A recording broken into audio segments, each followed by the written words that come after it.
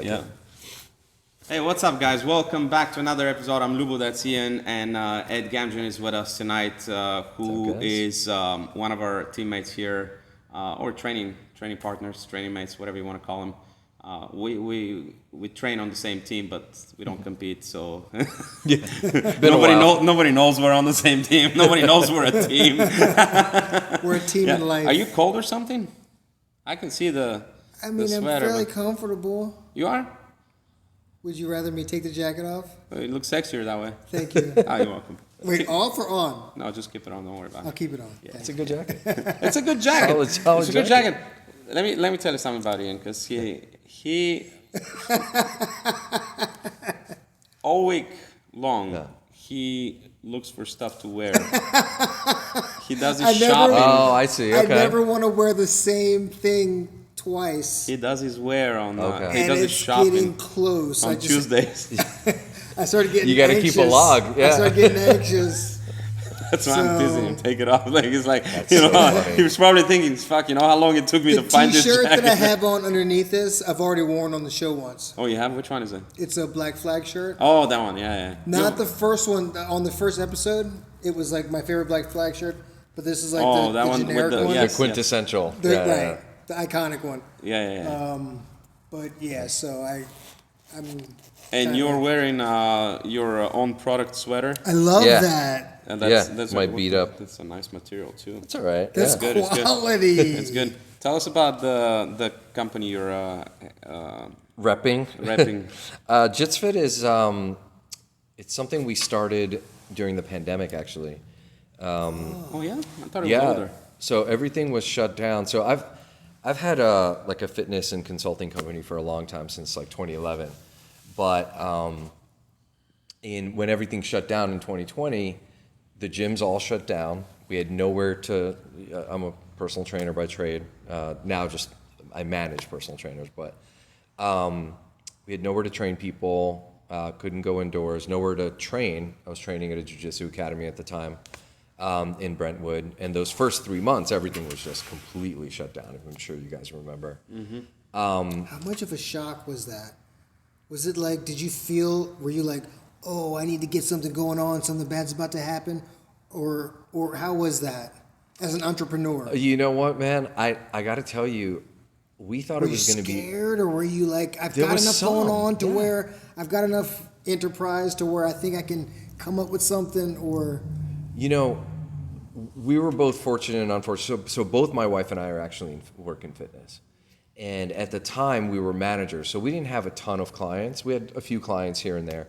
But mainly we were managing for a big chain of fitness facilities.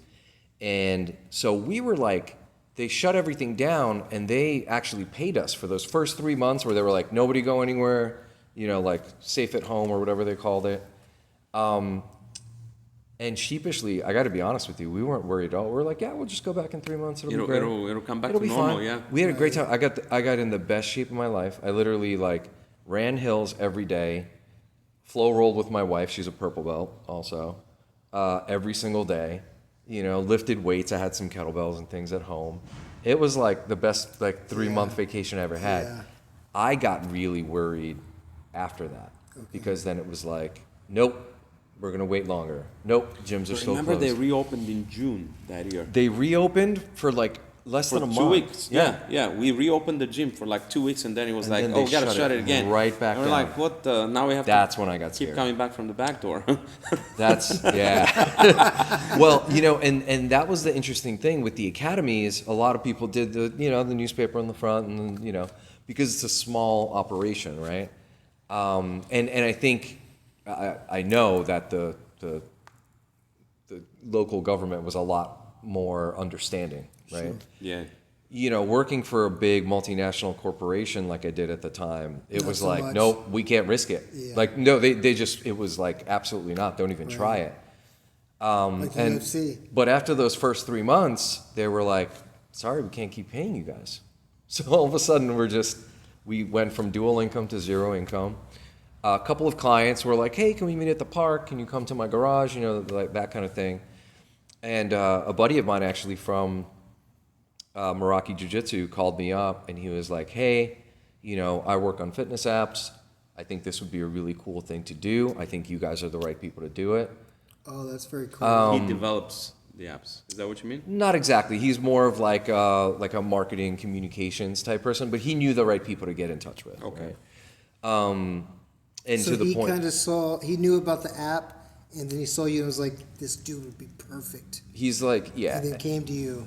yeah. And I have to give some credit to Kenny Florian, only because we had talked about it, like before the pandemic even started. He was like, you know what would be really cool is a lot of these martial arts guys know nothing about fitness and nutrition. And a lot of like fitness nutrition guys come to the academy and they just He's beat big up on it. He all day spoke long. about it. He talked to somebody about it when he came for a seminar here. He did a seminar here, right? Yeah. So he talked. I remember. We clearly- shouted out Kenny Florian. Yeah, on the show Kenny, before. very nice guy. I told Awesome you, dude. I told Awesome you, dude. I told you, I performed his technique better than him, according to him. But I'll never forget that. Highlight of my life, most likely. Most likely. yeah, he was an awesome guy to train with. I trained with him for a few years before the pandemic hit. But long story short, you know, my friend David Salguero, shout out to him, like really spearheaded the like operation of getting this thing together. We filmed like 400 exercises. Wow, that We pandemic was boring. We got How long did that take? That two seems- 4-hour sessions. We did a lot of planning That beforehand. seems like a lot. yeah. The key was we had to do a lot of planning beforehand. We already had a white label partner for the app. So then we knew what they were looking for. What's a white label partner mean? So white label is like they make fitness apps. Oh, white label is the name of the company. No, white label means they'll put any label on it. Oh, I see. Okay. Yeah. So like you want to call it JitsFit, Yeah. right? You give them the design of the logo, you give them the pictures, you give them what font you want, all Yeah. of that, but they do the back end. Okay. So they were specifically experts at fitness apps. Okay. So we only changed a couple of things of like, you know, like here's where we want our nutrition button to be, like here's how we want to group our, if you go on the app, there's different categories of programming, right? So there's like make weight, there's, you know, get in shape, there's get stronger, right? Those types of things we had control over, but the basic like operations of the app was already kind of fixed and we had to work within that. Okay. But yeah, so you could film your own exercises, but there was a very specific way you had to film them so that they, Yeah. you know, get uploaded and you could do programming with it. Would you do that in like 2 days? So we planned it for a couple of weeks, right? Just getting all the different exercises, everything that we felt like we really wanted. You know, with martial arts, because we're specifically doing it for fitness, but for martial artists or people who like wanted to feel like martial artists. There's a lot of functional exercises that are not your conventional like chest press, you know, squat, etc. Although those are awesome exercises. So those were the ones we like really worked for focused me. on. I honestly, like, what I tell people now, like, people here at the gym that are like, oh, what should I do, bro? Like, do you squat, deadlift, pull up, and push? And push-ups, right? If they say no, I say, do that for 3 months, and then let me know Yeah. if you get bored, and we'll do some other stuff. But yeah, those basics are, those are the basics every Dude, day. if you That's don't have the great discipline advice. if you don't have the discipline to do that and get a little stronger, then you know, Yeah. doing fancy shit. You is don't not need gonna a, help you. yeah, you don't need a multi-planar kettlebell snatch. Like, right. it's just not Right. necessary. It's an overkill for no reason. I mean, Right. overkills are usually for no reason, but it's like really overkill on top of nothing that you have, right? Yeah, there's no base there. Yeah. But yeah, then we launched. We started as just a subscription service, and then what we actually found was that a lot of these guys really the good friend of mine, Adam Duthie, who's also a black belt and a very good trainer. He talks about how the training age for in the gym for people that are really advanced in martial arts, their training age in the gym is usually really low. So it's like you might be like a purple belt or brown belt at the dojo, but in the gym you're probably like a one-stripe white belt. And so what we were finding is a lot of people started requesting like, hey, can you do a virtual session with me?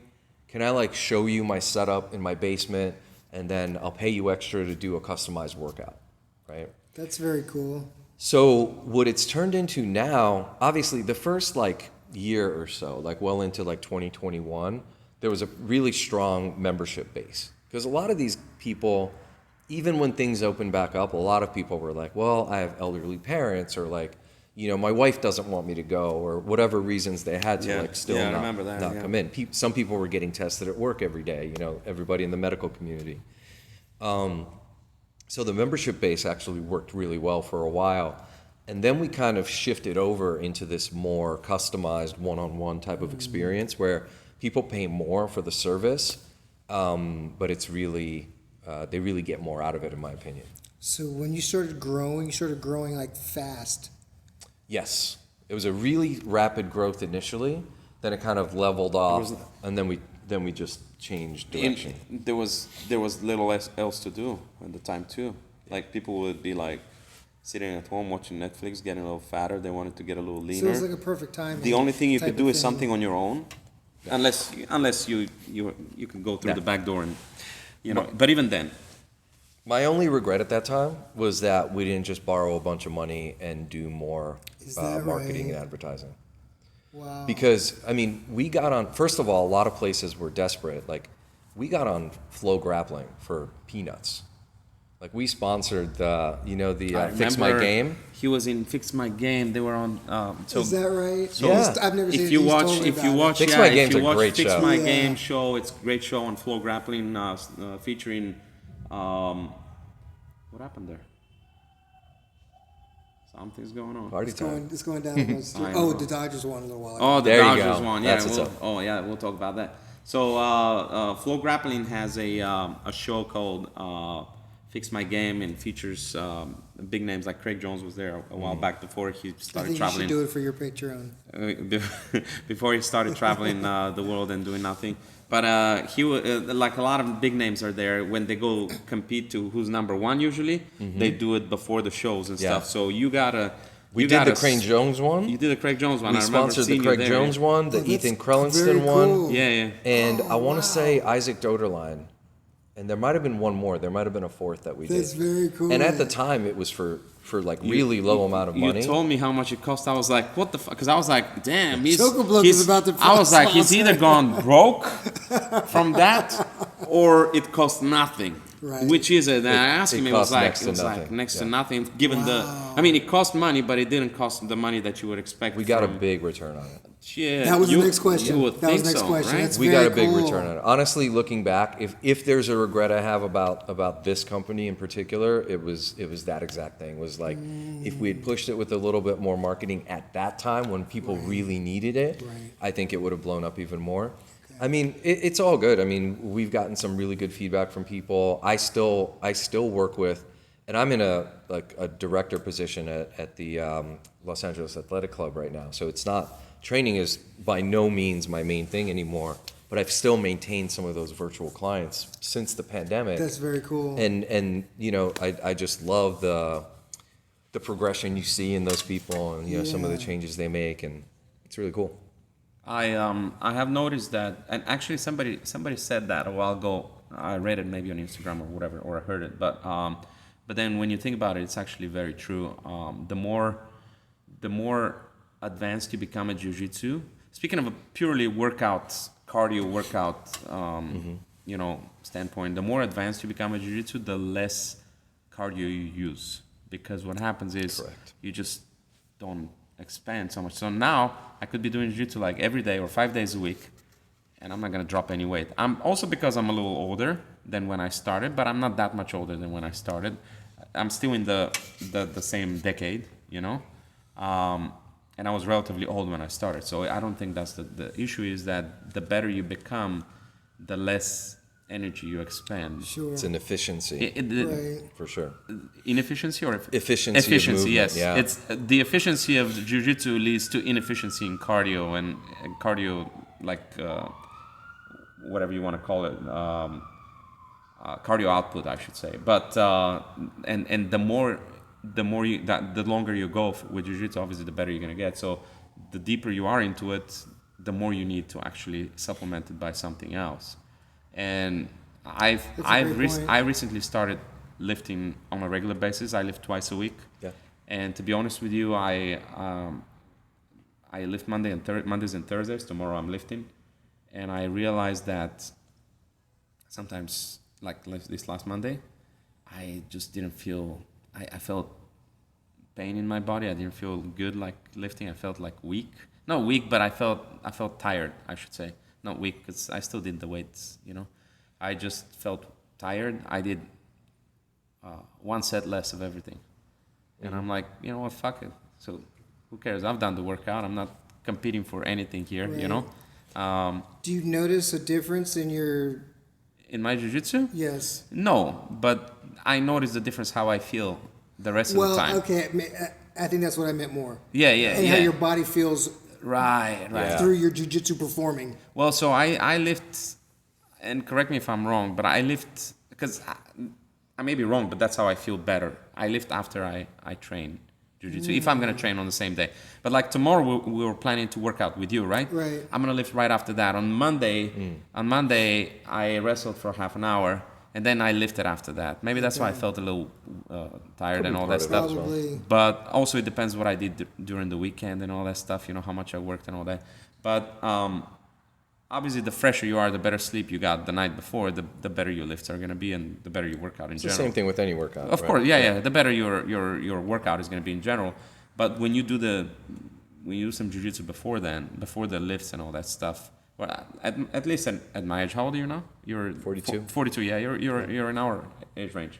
So at our age, I mean, you're used to that. Your body's used to lifting, but you're coming back from injury. So I bet you had some setbacks and stuff like this. For sure. And look, I think it's a mental thing too, with having been an athlete literally my entire life. I mean, I don't remember a time where like I wasn't doing something competitive. Yeah. Other than like the 3 years I bartended and smoked 2 packs of cigarettes when I was like in my early 20s. Yeah. Good times though. But you got to go through that. Everybody's got to experience. You have to go. Otherwise, it's gonna be like, look at me.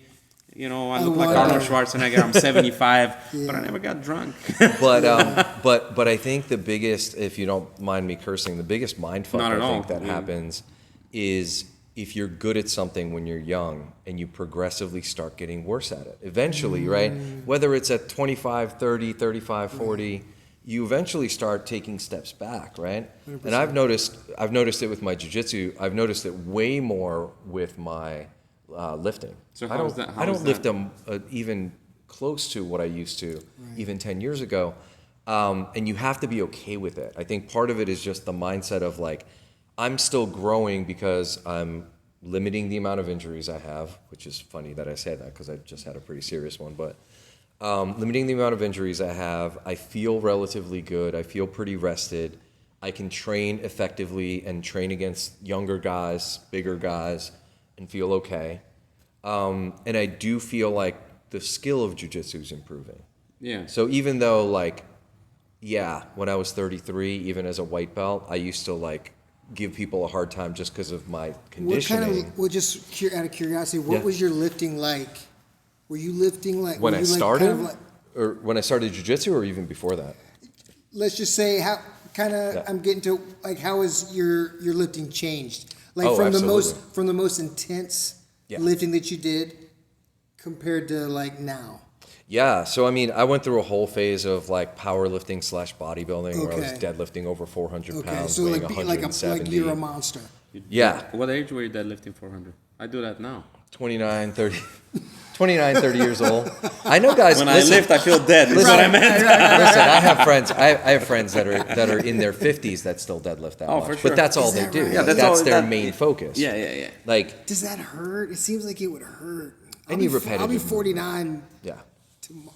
Friday, and it just seems like it's a lot. Maybe if I started now, it would hurt. Listen, those same because guys, they've been doing it for so long, they've just developed it's a mileage, right? Dense muscle. But those same guys look at what we do, and they're like, "I would never do that. That looks crazy. You guys are nuts for doing that." Okay. Right, and it's just what you're used to, the types of movements your body's used to doing. To your point, right? Like that guy's done that deadlift 20,000 times. Right. So he's very confident in the way that he can do it. Where, if I started you on a heavier deadlift program than one you're used to, we'd be very slowly progressing through to make sure that you get that patterning down, right? And it's the same thing, right? Like we don't want the white belts getting injured doing barambolos and heel hooking each other, right? Unless that is what we teach now. I don't know. Like at the first I haven't spot, been to a beginner the first class spot that you recently. when you got all beat up at the first spot. Actually. Yeah, but like we do, at all, and I'm the type of person where I'm a big believer in just learning from as many people as I can. So I've never been. I don't want to call it loyalty because I love everywhere I've trained. So it's not like I'm disloyal, but I do like learning from a lot of different people at different places. And the really good ones anywhere you go are the ones that see your skill level, see where you're at, and they try to progress you at a very slow manner. And it's the same thing with fitness. But to get back to your question, I think if you're training martial arts on a regular basis, 2, maximum 3 times a week is really the effective dose. Okay. Otherwise, you're just going to be overtraining. Now, some people, like recently between my injury and changing jobs, having more responsibility, I've just had access to a gym more often than I've had access to an academy. Okay. So these days I'm lifting weights 4 times a week. And if I'm lucky, I get to some kind of martial arts twice a week. But that's not where I want to stay, right? I want to get back to that 3, 4, or 5 times a week. So real quick, before I don't want us to get too far in the weeds because we like to get crazy and talk about craziness. Could you explain? Yeah. Because I went on and I did like a little preliminary research. Okay. He sent me some information on your app, but then as I started to read it, it was like a 32-second YouTube commercial. Oh yeah. And it was cool. It did exactly what it was supposed to do. In that I was like, that's kind of interesting, but. It left me with like wanting more questions. Right. Could you just explain what it does and why it would be 100%. and not even just? I'm sure it was especially helpful during the time of the pandemic, but I'm sure it could be helpful for people. Obviously, 100%. And I'll be honest with you, we have clients that have never done and have no desire to do kickboxing or jiu-jitsu or wrestling or any of that. They look at some of the stuff that we offer as, I want to feel like a fighter. I want to work out like a fighter. That's cool. And honestly, if it gives them some variety to their routine and it makes them train more consistently, then we've done the right thing, right? But yeah, I mean, look, it's a fitness app like a lot of other fitness apps in the sense that when you log in, you're going to have a little quick questionnaire asking you what your goals are. There's going to be some sections of what you want to accomplish. Within those sections, we did, I think, a pretty good job of also classifying things as like novice, beginner, intermediate, advanced, and expert. So for example, if you want to improve your movement for martial arts, there are specific like single arm kettlebell programs and body weight movement like animal flow and things like that. You can also choose by what equipment you've got, right? So maybe you have no equipment at home, maybe you've got a full gym to work out at, and you can classify your workouts based on that. That's very cool. There's probably it works with you. Yeah, it's pretty intuitive. I mean, there are some people out there, and believe me, I'm not the type that likes to throw shade, but there's someone else who has really stuck to it, and I want to give them props for that. That kind of claim that their app uses like AI to progress the programming, and it's like, no, you have a couple of different ways to go. Once you finish a program, okay, these are your next 3 choices, etc., and that's cool. I think what we decided to do instead is kind of offer the personal assistance. So you can chat with us using the app. You can get in touch with us. So you could literally be like, hey man, like I just did the kettlebell basics 15-minute workout for the last 3 weeks. What do I do next? Right? So you might just look it up and like look up the intermediate versions of that kind of workout. Mm-hmm. Or you could just reach out to us and we'll tell you like, hey, here's some cool things you can try. What are you trying to accomplish? And I've met some really cool people. I mean, we just worked with a guy, and when I say worked with a guy with this guy in particular, it was just like, hey, do this program next, do this program next. It wasn't really a lot of one-on-one time or virtual training or anything like that. white belt in jiu-jitsu, got into it because his son got into it, and then was diagnosed with leukemia and had to go through some really severe treatment. And so obviously was like felt like he was too weak to like go to the academy and like train and spar and all those things, but was able to do some of our like 15-minute workouts, 20-minute very cool. workouts, you know, and it was really great. And he's recently started getting back on the mats. And it's really cool to see that kind of stuff, right? Yeah, that's very We've cool. we've had a couple of black belts, you know, training for comps and things like that. I've always, even as a trainer, I've always found a lot less pride in that kind of stuff. Like having an athlete getting ready for a big event, it's cool, but you're helping that person get like 1.5% better, right? They're already amazing. Yeah. You're just helping them like with that Right. tiny little bit. I'd much rather work with somebody that's like a blank slate, right? I mean, we work with people that are, you know, post rehab, like in recovery. I'm 19 years in recovery. So, you know, those are really cool. Like, you know, they've been nothing but terrible to their bodies, and now they're trying to do something good. Sure. And just to be a small part of that is really cool, Very cool. you know? It's more satisfying. For you. 100%. Yeah. Yeah, Fulfilling. 100%. Fulfilling, yeah. When you do the program, like because I was thinking, even before, you know, people would say, oh, for MMA you need to train more with more explosivity.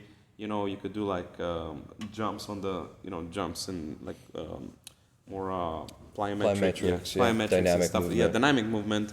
Whereas for jiu-jitsu, for example, specifically, especially gi jiu-jitsu, you know, where it's a lot less, a lot slower, I should say. You're looking for more isometric strength and stuff like this, you know.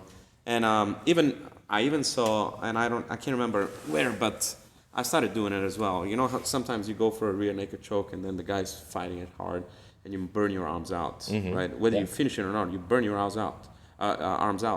And somebody was recommending just to hold dumbbells, just hold them in a bicep Isometric halfway, holds, yeah. isometric halfway bicep curl, you know, and hold them. And that shit is harder than it looks. I mean, this is hard, right? Obviously, right? We all know about that. But even just a halfway curl, you know, 90-degree isometric, hold that for like 1 minute and at a comfortable weight. Yeah. You're gonna burn way more than holding a rear naked. But it does make Or you underhooks or any of that. or underhooks, Pummeling. you know, pummeling and all that stuff. You know, wrestlers are notorious for that kind of strength. Yeah. But wrestlers are also very explosive, especially young ones, of course. Speaking of, so when you look at a different martial art, obviously, Yes. do you take into account, for example, age? I mean, you probably do, but how do you take into account age? Because you can't reverse time. I want to be explosive, but I can't, right? So what you Right. can be is you can be more explosive Than I than am you currently. are. Yes, right. And so I think Great point. the main point to anybody listening is with martial arts especially, you will drive yourself crazy if you try to compare yourself to other people. The only way forward and the only way to continue to feel good about what you're doing is to compare today's you to yesterday's you. That's Right. it. It really has to be that simple. And believe me, I've driven myself nuts before. I mean, I went through a phase. I was a blue belt for like almost 5 years. And like, I wasn't one of those guys that was like, oh, I deserve my purple belt and blah, blah, blah. No, it was actually the opposite. I was like, why am I not making that leap that I need to make to actually deserve my purple belt, right?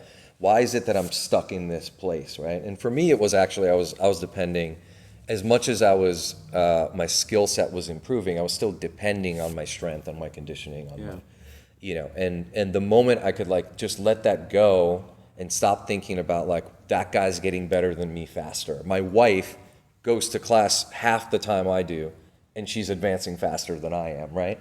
And just started thinking about like, okay, what did I know yesterday and what do I know today?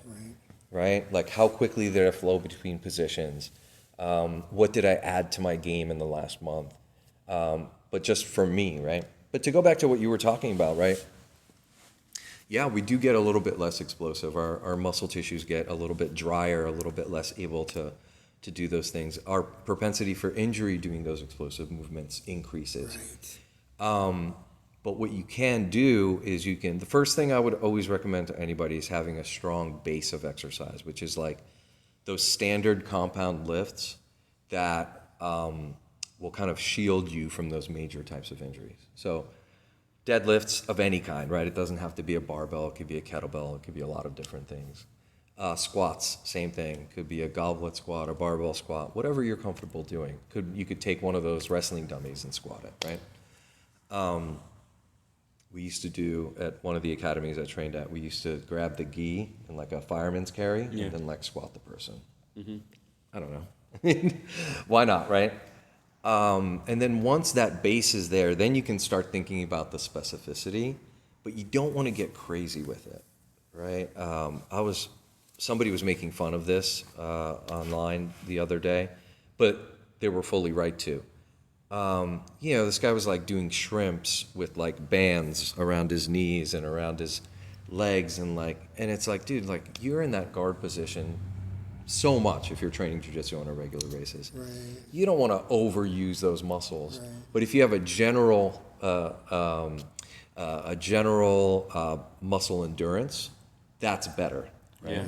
So one thing when you were talking about, this is a really good idea, isometric exercise like that. Planks are even a really good isometric exercise for things like jiu-jitsu. Those V-crunch holds are really good because, again, like you're going to be in some of those positions. Have you ever seen Zercher squats where the bar goes across your elbows? Right, yes. Yeah, Didn't so know that's what it's called, but I've heard the name and I know what it is. I've seen So the exercises. that's one that's, while it is a functional exercise for martial arts, wrestling specifically, pummeling, things like that, it's still a very base exercise, right? It's a squat. Yeah. So that's kind of like, I try not to get a little too crazy with it, and I try to, like, when I talk to people about it, it's like, stick to some of the basics, and then even I consider a Turkish get-up a basic exercise, because especially in the grappling arts. We call right? that technical get-up in jiu-jitsu. Sure. I Yeah. mean, Like, how do you get up? How do you get up on the That looks ground? crazy. How do you get up off the ground? Yeah, exactly. And listen, here's the thing, right? Like, That thing is if I tough with learn the to do it with the kettlebell, kettlebell, the kettlebell's not fighting me. I'm trying to get up from underneath you. You're fighting back. You know the Marcelo Garcia side control escape? Yeah. Yeah. Yeah, in the armpit? Yeah, in the armpit. Yeah, 100%. When you watch it, except you're not going up, obviously. Right. Right. You're going. And you're moving your hips at the same time. It's but the same similar movement. It's very similar. Yeah. Obviously, the thing is the guy is pushing back into you if he does. Not only just that, but any of those, like any kind of like half guard into single leg type of sit up, it's a Turkish get up, right? Right. So again, like there's certain standards, there's certain basics, right? If you're doing Muay Thai, a step up with some kind of knee drive makes perfect sense, right? Because in Muay Thai, you're going to do that quite a bit. You're going to be blocking kicks, you're going to be throwing knees, you're going to be doing those types of things. Lunging is going to be really helpful if wrestling is a big part of your game. And there's a spot for presses and things like that as well, especially if you're in a competitive, whether it be striker, MMA, even wrestling, like having strong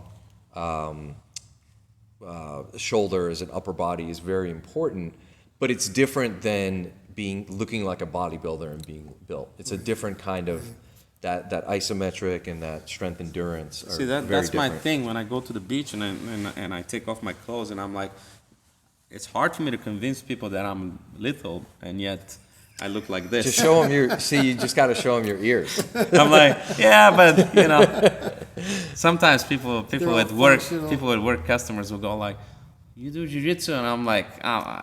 You don't want to know. Sometimes I just get a boner when I hear that, bro. I swear. I'm like, hold my beer. Where do I begin? Let me tell you about it.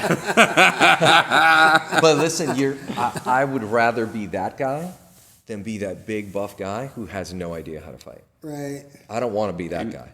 And even if he does, all you have to do is run in circles for like 25 seconds and you'll take a seat. Listen, we've got a couple of those guys here. Pretty much every academy I've ever trained at, we've got those guys that are like, man, that guy is so strong for about a minute and a half. Oh yeah, we've seen the bodybuilders And coming then you hear, through the door. and then you know you got them, right? Yeah. So yeah, it's a very different thing. I think the main reason that you see MMA guys, especially at the highest levels like UFC, One Championship, stuff like that, Muay Thai guys, wrestlers, the reason you see them looking as good as they do is less about their conditioning. It's more about them having to make a weight class. So less body fat. That's why they're so they lean. shred, right? They shred and That's why you can see their water abs weight and all going that like stuff. Yeah. Training camp. For sure. But when you watch, But like, even training camp, if they weren't trying to make weight, they would not be as low body fat as they get. It's actually counterintuitive to a degree. Because you need calories to burn. they burn the train, calories. yeah. They need calories, intake of calories. And that's yeah. actually why most of them do not stay lean year round. When they're in between. Most of their cutting is the last couple of days before the fight. Right. But now look at Which is what I didn't do when I was doing wrestling. you would go all year You round. just stay lean. Well, I would cut earlier, but I would leave pounds at the end, but I would try to start, Yeah. earlier. Did you wrestle every week? We did. We'd wrestle twice a week. Yeah, So during when- season. During the season. So when did you? Oh, you mean cutting weight? So you're staying in shape throughout the season, but Yeah, before, I even got did you. like other sports. Like I would do cross country. Yeah. Just to stay lean. Now, Yeah, I what played about soccer have you a seen couple for example, Bocao? When he was young and he was still competing. There is videos of him on YouTube doing like rope climb. Sure. Have you seen that video doing a rope climb Who's this? in a gym? Bocao, the Thai. The Muay Thai. Yeah. Okay. Bocao, yeah. Yeah. He goes up. He does it like a bunch of push-ups and shit like Yeah, this. Then he does a rope climb all the way to the ceiling, and the ceiling is about this height. So Yeah. this is a high ceiling here. The other one is a little bit lower. This is a high ceiling. This height, and then there is a beam, and he does Goes across the beam. like a monkey crawl? Yeah. Monkey, yeah. And crazy. then he gets to the wall, and then you're like, now what? He goes back the same fucking route, and he drops down. amazing. Those guys are And so, I'm like, how did that guy they just do absorb that? so much punishment. And then you watch wrestlers in the NCAA, Those top practices are wrestlers. murder. Fucking Spencer Lee. Spencer Lee doesn't look like he can move me, but he can They're definitely. strong. He's so Those strong. dudes are It's strong. unbelievable strong. Yeah. So the other thing that you have to think about, and this is No offense to Spencer Lee. I learned this. They're Look great. at Ben Askren, right? I'm sure he'll watch. Oh Ben yeah. Askren never looked like an athlete, He never did. and he didn't. He's have, looking more but like he was. one now, but he's on. But he's he was on an athlete. TRT now. Yeah. But he was an incredible athlete. He was really good. right.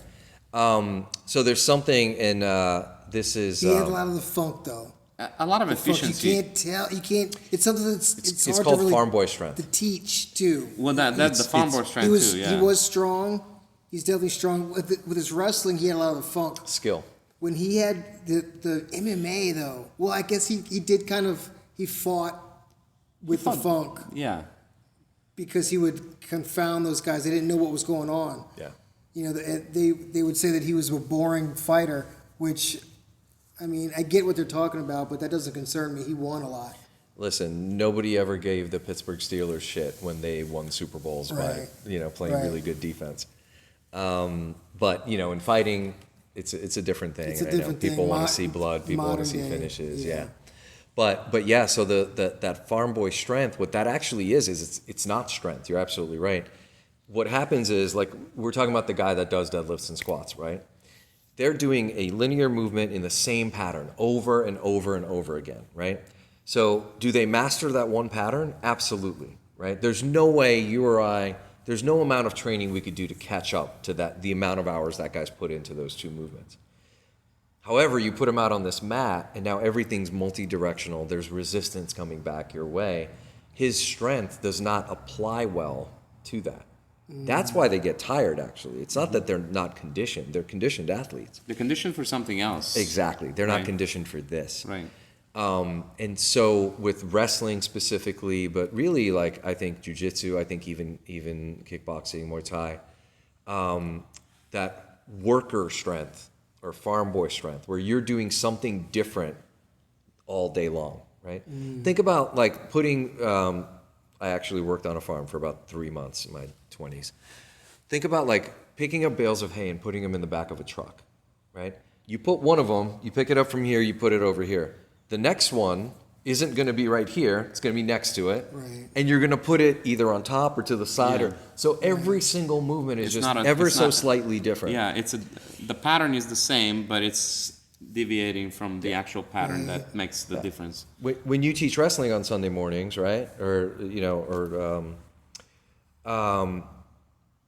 you're repping the same move over and over again, but it's never exactly the same. No, it's not. Right. Especially when resistance starts. Yeah. Okay, Sure. now A 25% whole nother resistance, body, 50% resistance, right? So, I mean, I can remember like the 1 or 2 times in a training session where I'm like, that felt right, Yeah.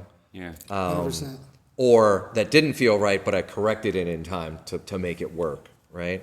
And just reflecting on that. So that's a big difference too with, and the reason that we never. How would you get to that point? By doing the move a bunch of times, or You're talking about doing the martial arts move?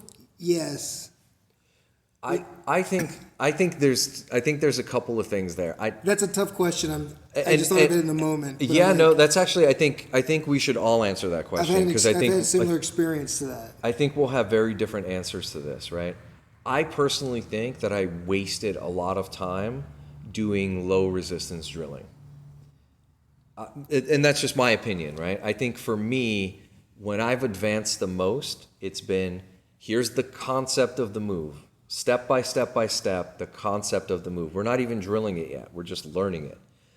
And then let's gamify it, right? Maybe we start in a certain position and we stop when we get to this goal. Yeah, positional sparring. Right. Start in half guard and stop as soon as you get an underhook, right? Whoever gets an underhook first, stop, reset, start over. Yeah, this is the ecological method that's nowadays quite Ish, popular. close enough, yeah. I actually prefer to not stop at the underhook. I will prefer to have a more defined goal, which would be finish your move. In other words, so I'm not saying that this is a very specific example, but it could apply to many other positions. Yeah. If you're gonna do that thing from half guard with the underhook, finish your actual move. In other words, let's fight it out. Let's see where it takes us, because even that position, the dogfight, if you get to the dogfight at all, That's has a million different but it has a million different outcomes or directions that Completely it could agree. take. So You're not necessarily done there. so you're not done at the underhook. I don't like to do half moves, Get into a position. and we're promoting a half move there because we're starting with resistance, but we're finishing halfway. Let's finish the move and then reset. You've been to my classes. I like to define goals too. But the goal is, like, for example, if you're on the back, if we start on the back, and you escape the back, but I end up in the mount, keep going, because we're still on the loop. Sure. We're still in there. You're not out of the woods. Yeah, I'm not on your back anymore, but maybe the mount is a better position for me than the back. So don't think you're out of the woods. So I don't like to break it down that much. I think that there is a lot more room for experimentation. I like that. And as well as the fact that what you're suggesting, and not suggesting, but what you were talking about is maybe good for younger people or complete beginners. But even for complete beginners, I usually promote more scrambling than anything else, because people do more natural things when they're beginners. They don't know what they're doing. The more specifics you give them, the more confused they get. But if we're gonna stop at the underhook and then reset, and then the next one around, next time you start at the we underhook. start at the underhook and all that. How much mileage do you think I have at 40 something? That means a whole That's a great hour of point. rolling. Yeah. No, you make a great point. We spoke about that, Yeah, we spoke about and we're this. like, Well, it maybe great, but not That's a for long everyone. class. Not for everyone. Yeah. So, but what No, I will. I have learned something in that class though, Yeah. but I've earned that lesson For sure. because I'm done. Yeah. What I'll say is Ish. this: as much as I do feel like I like I said wasted a lot of time doing that like non-resistance type of repetitive drilling, I also feel like one of the mistakes, and this isn't just martial arts, I think in America every sport suffers from this, is we also I don't think we need to do full-on sparring as much as we do either. Right? I think when you do those games, and I agree with you, I'm totally, I love those types of games where it's like play it until it has a natural conclusion type of thing. Yeah. What I think the problem is sometimes for guys our age especially, I tend to agree, is we play the games, we're tired, and then we spar, and then we're even more tired, right? And they do this. Listen, I just heard somebody talking about like the NBA. Why are there so many European players dominating the NBA in the last 10, 15 years, right? It's because when you're an outstanding basketball player in the United States, you get invited to more teams, right? You start on your local team, you go to the all-star team, you get on an AAU team, and all of those teams play games. So you're playing 4 or 5 games a week, and you're practicing once or twice a week. In Europe, it's the opposite. You see promise in a 14-year-old. Two games a week. They go to a professional league. They have an under-16 team that plays once a week. The rest of the time, they practice. They practice as a team. They practice passing. They practice all the skills. They practice the strategy of the games, and then they execute once a week. So when they come to the NBA, they're set with a number of skills that they're expert at, so they fit into those teams in a better way. And I think we could learn something from that even in martial arts. It's just that's like a great analogy. the right kind of practice. But everybody wants to come. We were just talking about it when we walked in, right? When's the busiest time here? Fridays. Fridays. All day Friday. Everybody wants to spar. I would say it's not just the sparring. I think it's also because of the fact that it's the end of the week. You know, people want to do something before the weekends. Yeah. I gotta tell you, Friday night when I was in Bulgaria, when I was living in South Africa, Friday night was the night to go out and have fun. It wasn't Saturday night. Mm-hmm. It was Friday night for some reason. Saturday, Sunday was a time to chill and go. Even if you're not a family person, you don't have a family, you don't have to go to the zoo the next day, or deal with the zoo, whichever way you want to look at it. Whether it's at your home or at the actual zoo, right? Or you got to go to the actual zoo. Yeah, it doesn't matter. But like, for example, in South Africa, we would do like barbecues and stuff, enjoy the weather, get in the pool and all that stuff on the weekend. Yeah. Because everybody's off. But we would go and party on Friday nights. Here is the other way around. Friday night is like, you kind of chill. You kind of getting ready for the weekend. It's the warm up for Saturday night. Saturday night, everybody goes fucking crazy, and then Sunday really, morning, like nobody comes Thursday to class. Thursday night is the warm up for Friday. Sunday morning, you see people that had a lot of academies don't even do class. Yeah. Sunday morning, you see people that had a boring Saturday come to class. And that's something that and Fridays here are not. You're never gonna get that kind of crowd elsewhere, probably. I mean, at least where I've been. You're not going to get that. Yeah, it's not. But what is common is that there is like a sparring day at a lot of places. Oh yeah. And people turn up. Well, in Brazil, from what we know I know that from a bunch of Brazilian people, including Gustavo. In Brazil, in the olden days, and when I say olden days, this sport is moving so fast that the olden days were 30 years ago. Dude. When 90s. Yeah. The 90s. They probably still do the same thing. Most gyms do gi jiu-jitsu, right? So that's jiu-jitsu, right? Yeah. But on Friday nights, they have a what's now called an MMA class, but back then it was called a vale tudo, right? Mm-hmm. So they would not wear gi; they would go like whatever, bare-chested or Put on some gloves. Yep. And then they would throw some leather, and they would practice their jiu-jitsu skill, which I think is great for. I told you I had a buddy. We would do that on Fridays. Yeah. Friday was the day to do that. Yeah. To this day, a lot of even gyms, like more traditional gyms in LA at least, in the States, more traditional jiu-jitsu gyms, they would have a no-gi class, like one no-gi class a week or something stupid like that, and they would do it on a Friday. And it's like the fun day. It's I remember like the day being before the and that's something that like stuck with me Like casual but- Fridays at work. Yeah. Right. You don't have to wear the Right. You don't have to wear no the suit. PPE. Yeah. But meanwhile, the loot delivery guys are like, I know. Friday? Luda Libre guys are the original 10th planet. you know, I was talking to somebody about loot delivery yesterday, I think. And actually, the guy started the conversation, was telling me like how jiu-jitsu was, in the 50s, 40s, 50s, whatever, 1940s, 1950s, was an expensive thing for Brazilians. You could not just come out the street, like out of the favela and go and put on a gi and start, go to a Gracie gym and put on a gi because you had to buy the fucking gi, and You also needed a building with mats. well, right? the Gracies had that, but Just being a student. pay the membership. Yeah. Being a student was unaffordable for a lot of people. So Prohibitive. you had to be, you had to have a good social standing for that. When I say good social standing, I mean a job and all Well, that. Henzo's dad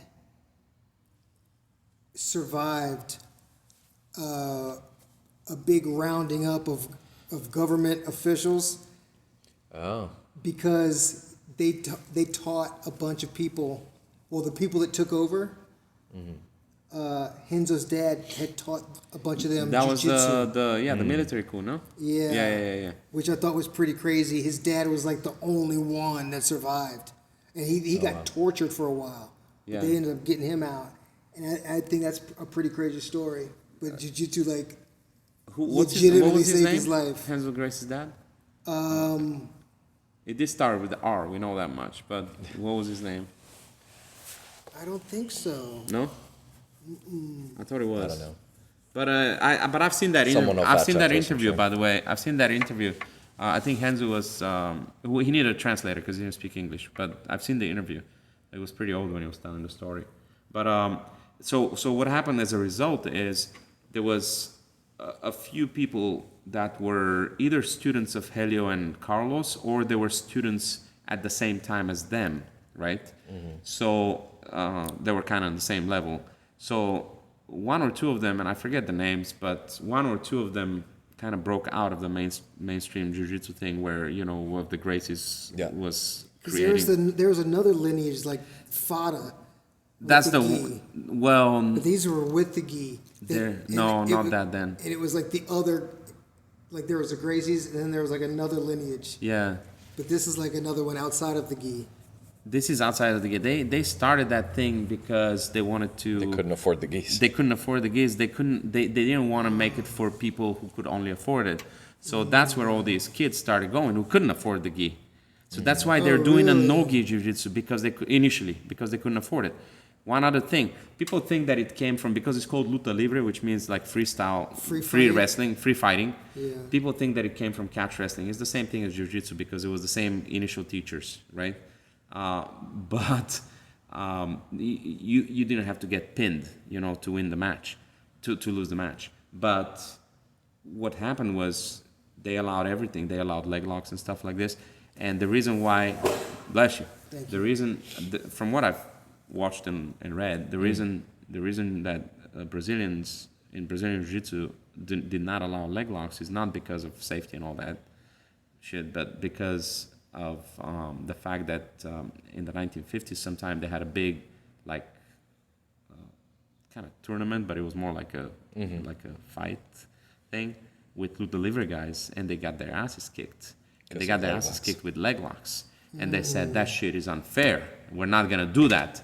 So they stuck their head in the sand instead of venturing out, and that carried over for another 50, 60 It just years became a part of the culture. until now, a few years ago when forced it when the on. same thing happened, but now they were like, wait a second, we're losing money, So they learned it, and as expected, they're just as good as everyone else at that. But it's not. I mean, kind of modern. I saw this thing. Keenan Cornelius was talking about this, and I don't know if this is what he was talking about or not, but he was saying how modern jiu-jitsu is not a product of Brazilian culture. And what I kind of took from that, I don't know if I'm like jumping to a conclusion, but it's like this how it became super meta, pretty much at the time with the Danaher Death Squad. Yeah. That's when I started. It became this other thing that now there's like blue belts that are like beating up black belts. Yeah. It's just different. It's advanced. It's progressed, but in this different thing than what it was. Even the original ADCCs. It's rule sets. And that. Well, So think I think about. I got a question for you Go guys. ahead. But it's just not being driven anymore by Brazilian. Okay, Brazilian. remember I think the it's a question great point. because remember the question because when you said rule sets, that matters because there was I think there was so.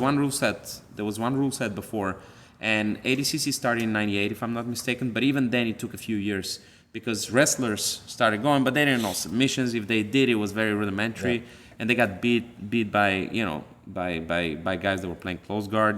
So. But they still, some of them were doing okay though. They were doing okay because of the rule set again. But It's it's the same more- reason why Nicky Rod did More good. recently, Correct. they do very well But- because of But that. they haven't done that good in a long time. But if you It's- look it at doesn't a happen if you look lot. at an IBJJF rule set, you can score a takedown, but it scores low. It scores 2 points, right? You take somebody down. Takes a lot of effort, a lot It of takes a energy. lot of effort to do that, but you can also pull guard and sweep. It still scores 2 points. You still end up on top, and then all it takes is one small movement where you pass the guard and you sit there for 5 fucking minutes and you win the match 5-0, right? Because you swept and you passed the guard. You win 5-0, right? In an extremely boring match, and that was the majority of the matches in IBJJF. Yeah, a And sweep is like listen, you're happy to get a sweep. you're It's happy not- to get. That's what I'm not saying. Easy. That's I can't when- tell you just- how many 0-0 matches I was in IBJJF. Dude, all it's, through it's blue belt and incredible. purple belt. It's incredible. 0-0.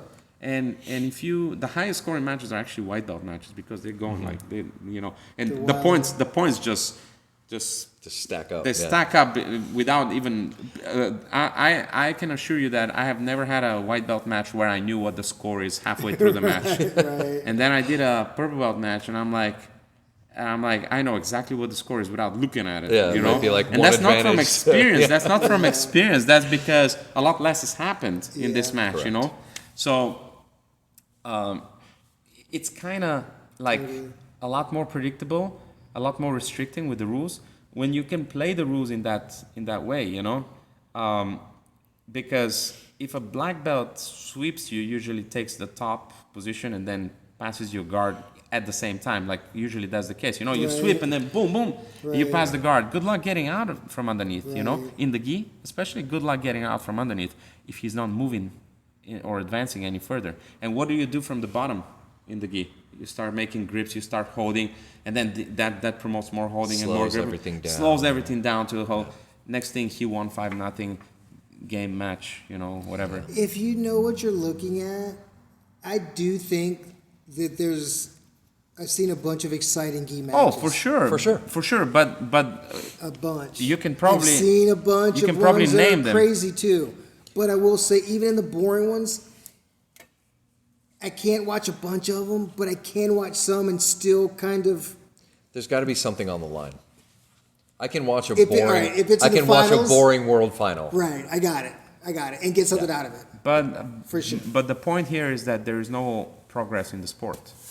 So this actually comes to my question. Yeah. I don't know if you could really say that because if you watch a gi match from 1996 Now I in the know why you Tijuca came with Tennis the jacket.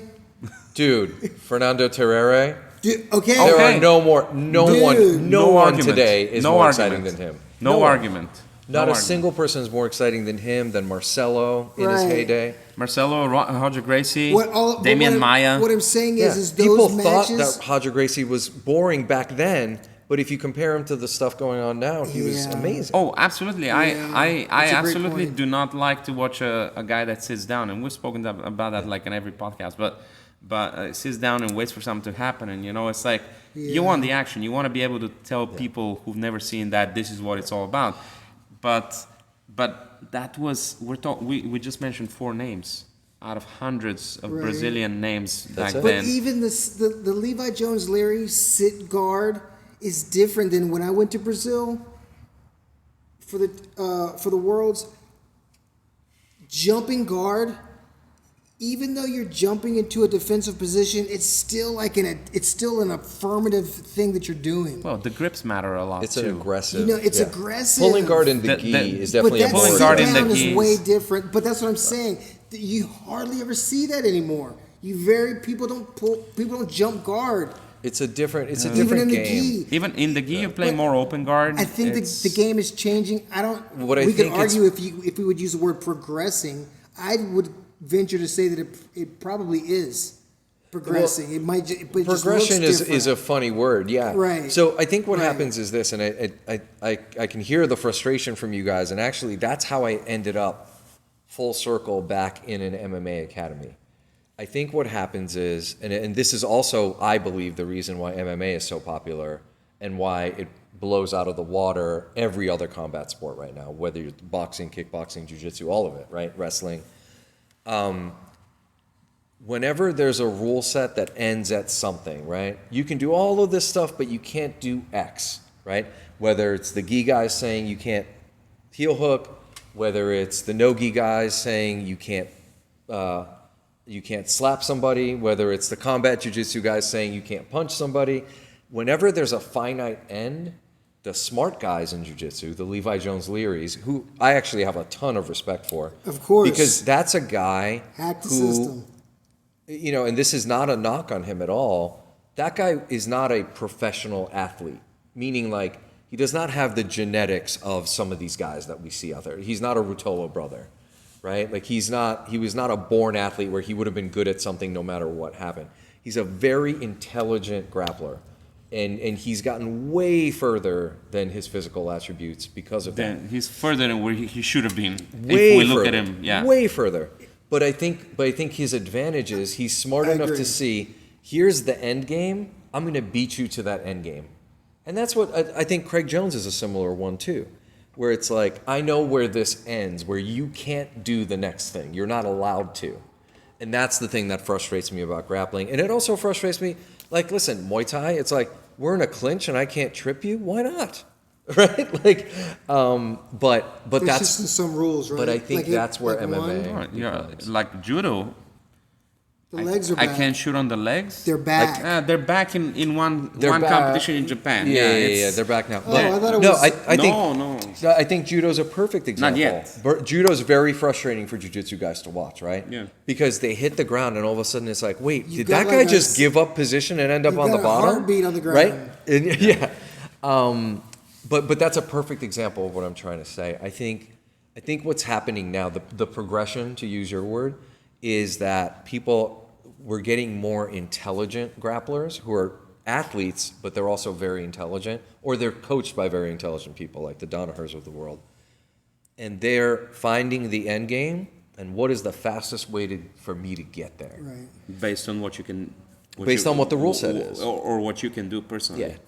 It was like, I don't know if you guys are big football fans. I'm not a huge football fan, but a few years ago in college football, they started doing this thing where the clock runs in college football. It doesn't Right. end, and it doesn't stop unless you get like a first down. So when there was, if a player was injured, the clock would stop.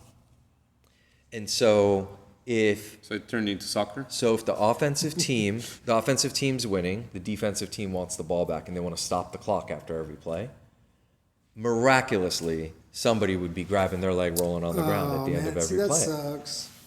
It's using the rule to your It's advantage. gaming the right? system, and But it's no different. that's unseemly. It's no different than Levi being like, I'm going to sit on my butt because you can't kick me in the head. Right? It's in the same spirit, but I think it's a Yeah. little bit different. Right. Well, Faking an injury is something a little. It's like unseemly. it's a little, it's a step further. You're Yeah. But I faking get the what you're injury, saying. but I you're get what playing you're the saying. rules. You're playing the rules You're set. playing the rules There are ways that this could be avoided. You look at the without changing the professional rules. game. Well, no. That's what I'm saying. Changing the rules is the way Yeah. to avoid things. Yeah. And But how do in the world of grappling, there's so many different rule sets that, for example, MMA is very very universal. Boxing is very universal. They have, you need to they get have to- universal rule sets. You need That's to get to that agreed upon. point to So get if big. I were to watch an MMA fight that's not a freak show like one of those places in Russia, or one of those fights in Russia, Right. if I were to watch an MMA fight, just regular MMA fight, the most, like the biggest difference in the rules would be kneeling a grounded opponent. Like but that's the only thing. Really. One and I UFC. actually championship, maybe. think that's a huge one. I Yeah. think that It's changes the pretty game big. It so does much. change the Pretty game. big. It does change the game, It's but big. it does change the game. Right. But it does change the game because It's almost a different sport. If one of our unhoused friends on Venice Boulevard, if we got into a fight with them right now, and I put my hand down, like, hey, I'm down, would that stop No. them from kneeing me in the head? yeah, right. But the other thing also is he could be like thrown to the back of the head, Sure. which is not allowed in any of them. Yeah. So Yeah. we're not. Yeah, we're but not that's There have to talking be about some that. rules. There That's have not to be as some rules. that's legitimate rule, but it's not as scary But- as but- a soccer, as a kick to the face. Soccer, to the downed opponent. soccer kicks to the head on a down opponent are not allowed in any case. In not one? in one. No, kneeing is allowed, not a soccer kick. That was in Pride. That was pride back That in was the day. pride. But that yeah. was that Asian, Japanese. Yeah. Not all Asians are the same. We've already spoken about that, Ian. It's like not all black people are from Nigeria. I mean, look, come on, man. I thought that. How many times do we we're have too to close speak to the about? election. We're too close to the election. Let's bring it back a little bit. Just reel FYI, it back just a I was little bit. not in Madison Square Garden the other day. What I actually, and I don't know if you guys agree, but I actually found CJI to be an awesome rule set. Yes. Partly because Indeed. of the ring. Indeed. Of those sloped walls. Yes. I think the UFC should take those alleys and take them and use For them right away. Craig is trying to do that with the Fight Pass invitation with the. Well, the But I heard UFC, it's you a mean big- the octagon? I think The cage? The this cage is an absolute For it's a a fight? cheat. It's a cheat code. Like What do you mean for? You mean for grappling? I think they should do it for MMA as well. I think that Oh, that's alleyway different. is. I don't think I think so. that alleyway is the best. But the They point I have to was make going it to make higher. is, They have yeah, it. they can make it as high as they want. But then you can't use this to protect yourself from takedowns, to protect yourself But from. that's the whole thing. See, that would change the wall whole game sport. Is a whole Yeah. different. They changed the whole Of sport. course it would. I think that this is actually a great idea. The cage. I think that the cage was not intended for what it is today. But I think that People It's a use better it- idea than open mat for sure. better. Yeah. But I think that the cage. There's something primal about the cage. You know, when you put two Yeah. people in the cage, Yeah. That's how like they. two It was animals a in the sales. cage. Scary. It was yeah, a it was sales a sales tool. pitch. Yeah. But it became a whole It new became game. this whole thing. This People is something figured it that out. this is something that's not going anywhere. If anything, And they grappling- figured it out. It became a grappling is going technology. to- And there's became been a technology. phases too. A whole nother dimension in It the fight became a game. technology. In fact, You have to learn how to fight, how to use the cage, Yeah. and how to not. Well, get it I don't know used if you against guys remember initially people just stayed away from the cage because they didn't know what to do with it. Then the Tito Ortizes of the world would actually pin the guy up against the cage and ground and pound them. yeah, Then the jiu-jitsu guys figured out how to pull off submissions with their back to the cage. And then the strikers figured out how to use the cage to stand 100%. up. Remember Tank trying to throw the dude out of the cage? Out of the cage, yeah. Well, Like, what are you doing? In the beginning, Hey, why you, not? in the beginning, you were actually allowed to grab the cage. So a lot of Yeah. people would grab the cage and hold on. And I've seen John McCarthy, like in the first UFCs, he was like, he didn't. The guy's just holding on to the cage, Yeah. and the other guy's beating him, and he's like, or trying to pull him down for a Yeah. takedown, right? And he's just holding on to it, and he doesn't go anywhere. Nowadays, it's not gonna fly, I was obviously. waiting for like some professional wrestling stuff to happen. Like, Yeah, Get I hit know, against right? the Automatic cage, disqualification. face I rate think could the get up cage is a against the- big part of it. I think that I don't think I like the cage for grappling also, you know. But I think that I like the pit way better. the pit is nice. The pit is nice. I like it. But I also like I grappling. think it's more visually. It's visually pleasing. pleasing for sure. You can You can use be, it in grappling, and it's severe, just like in MMA, but it's kind of like action stops there. Which, depending upon what you like, that's cool. But I think with the pit, It doesn't stop. it doesn't You never stop. It's as close as it can get to just Yeah. like a Yeah, video yeah. game. Yeah. And one limit. thing that I appreciated too about that rule set, which like ADCC has tried to do as well, is that like you can't, but it's unequal. And I think I forget which Ruotolo talked about this after the final with Levi, where it was like, hey, like I get penalized if I take a step back. Ty. No, it was Cade. Cade. It was Cade was Cade was talking. the one that beat him. Cade was talking about it. We talked about before this. his Great match with point. Levi. Right after Right. that, so that was the interview after the match with Tackett. He said because Alex asked him, "Oh, Well, how he is was this?" arguing about his That was brother very- because his brother had already He dealt made with a it. Lost, case. yeah. He made a case about his brother, Right. but he was mind fucking with the Yeah. judges and with 'Cause he was about to with fight Levi him. because he was Yeah. about to fight Levi. Yeah. And he was like, There was a wait a minute, bunch of I Even have before to, the fight. I have to come forward into your guard, but you don't have to come forward into my passing attack. 100%. That doesn't make 100%. sense, It doesn't right? make no sense. Yes. So that's one knock I have. I think that if you want to make an eye pleasing sport, eye pleasing rules at least. The rule said you have to take that into consideration. And I had an idea how to do that. I think that some organizations like Pitch AIGA it. do it. The what? Pitch it. Oh yeah, no, of course. I think I did, but I can't remember in which episode. So many episodes. I It's like, know. what, This is 12 like so 13? far. It's a dozen of. I've Something already like got a that. dozen of episodes. Lucky 13, I love it. Yeah, no, that's 12, no? Or is it I 13? thought it was Maybe. Oh, yeah, maybe. We'll figure yeah, it yeah, that's 13, yeah. But I would say this. So, you know how in ADCC, Yeah. there is no point scoring until halfway through the round, through the match. Let's say the matches are 10 minutes, because there's 20-minute matches on the Yeah. finals and all that stuff in the finals. But 10-minute match, halfway through the round, through the match, there is no scoring. So people can sit. They It's can so pull silly guard. to me, yeah. Right. How about this? But the problem is that, so it's the same thing with CJI. You can sit Yeah. in the beginning of the round. It's 5-minute rounds, right? Three rounds, whatever. there's no penalty You can against sitting. sit. There is no penalty, which does not give a chance to. Which is what Cade was saying. How come you can sit and I have to engage your guard? Yeah. But you don't have to engage You my don't have to stand-up. engage my stand-up. You Right. don't have to stand up. So okay. Right. So my rule set is this: the first half of the round, there's no sitting down. You got to wrestle. And obviously, if you sit down, you get penalized, and they stand you back up. Not just penalized, because now I have to pass your guard.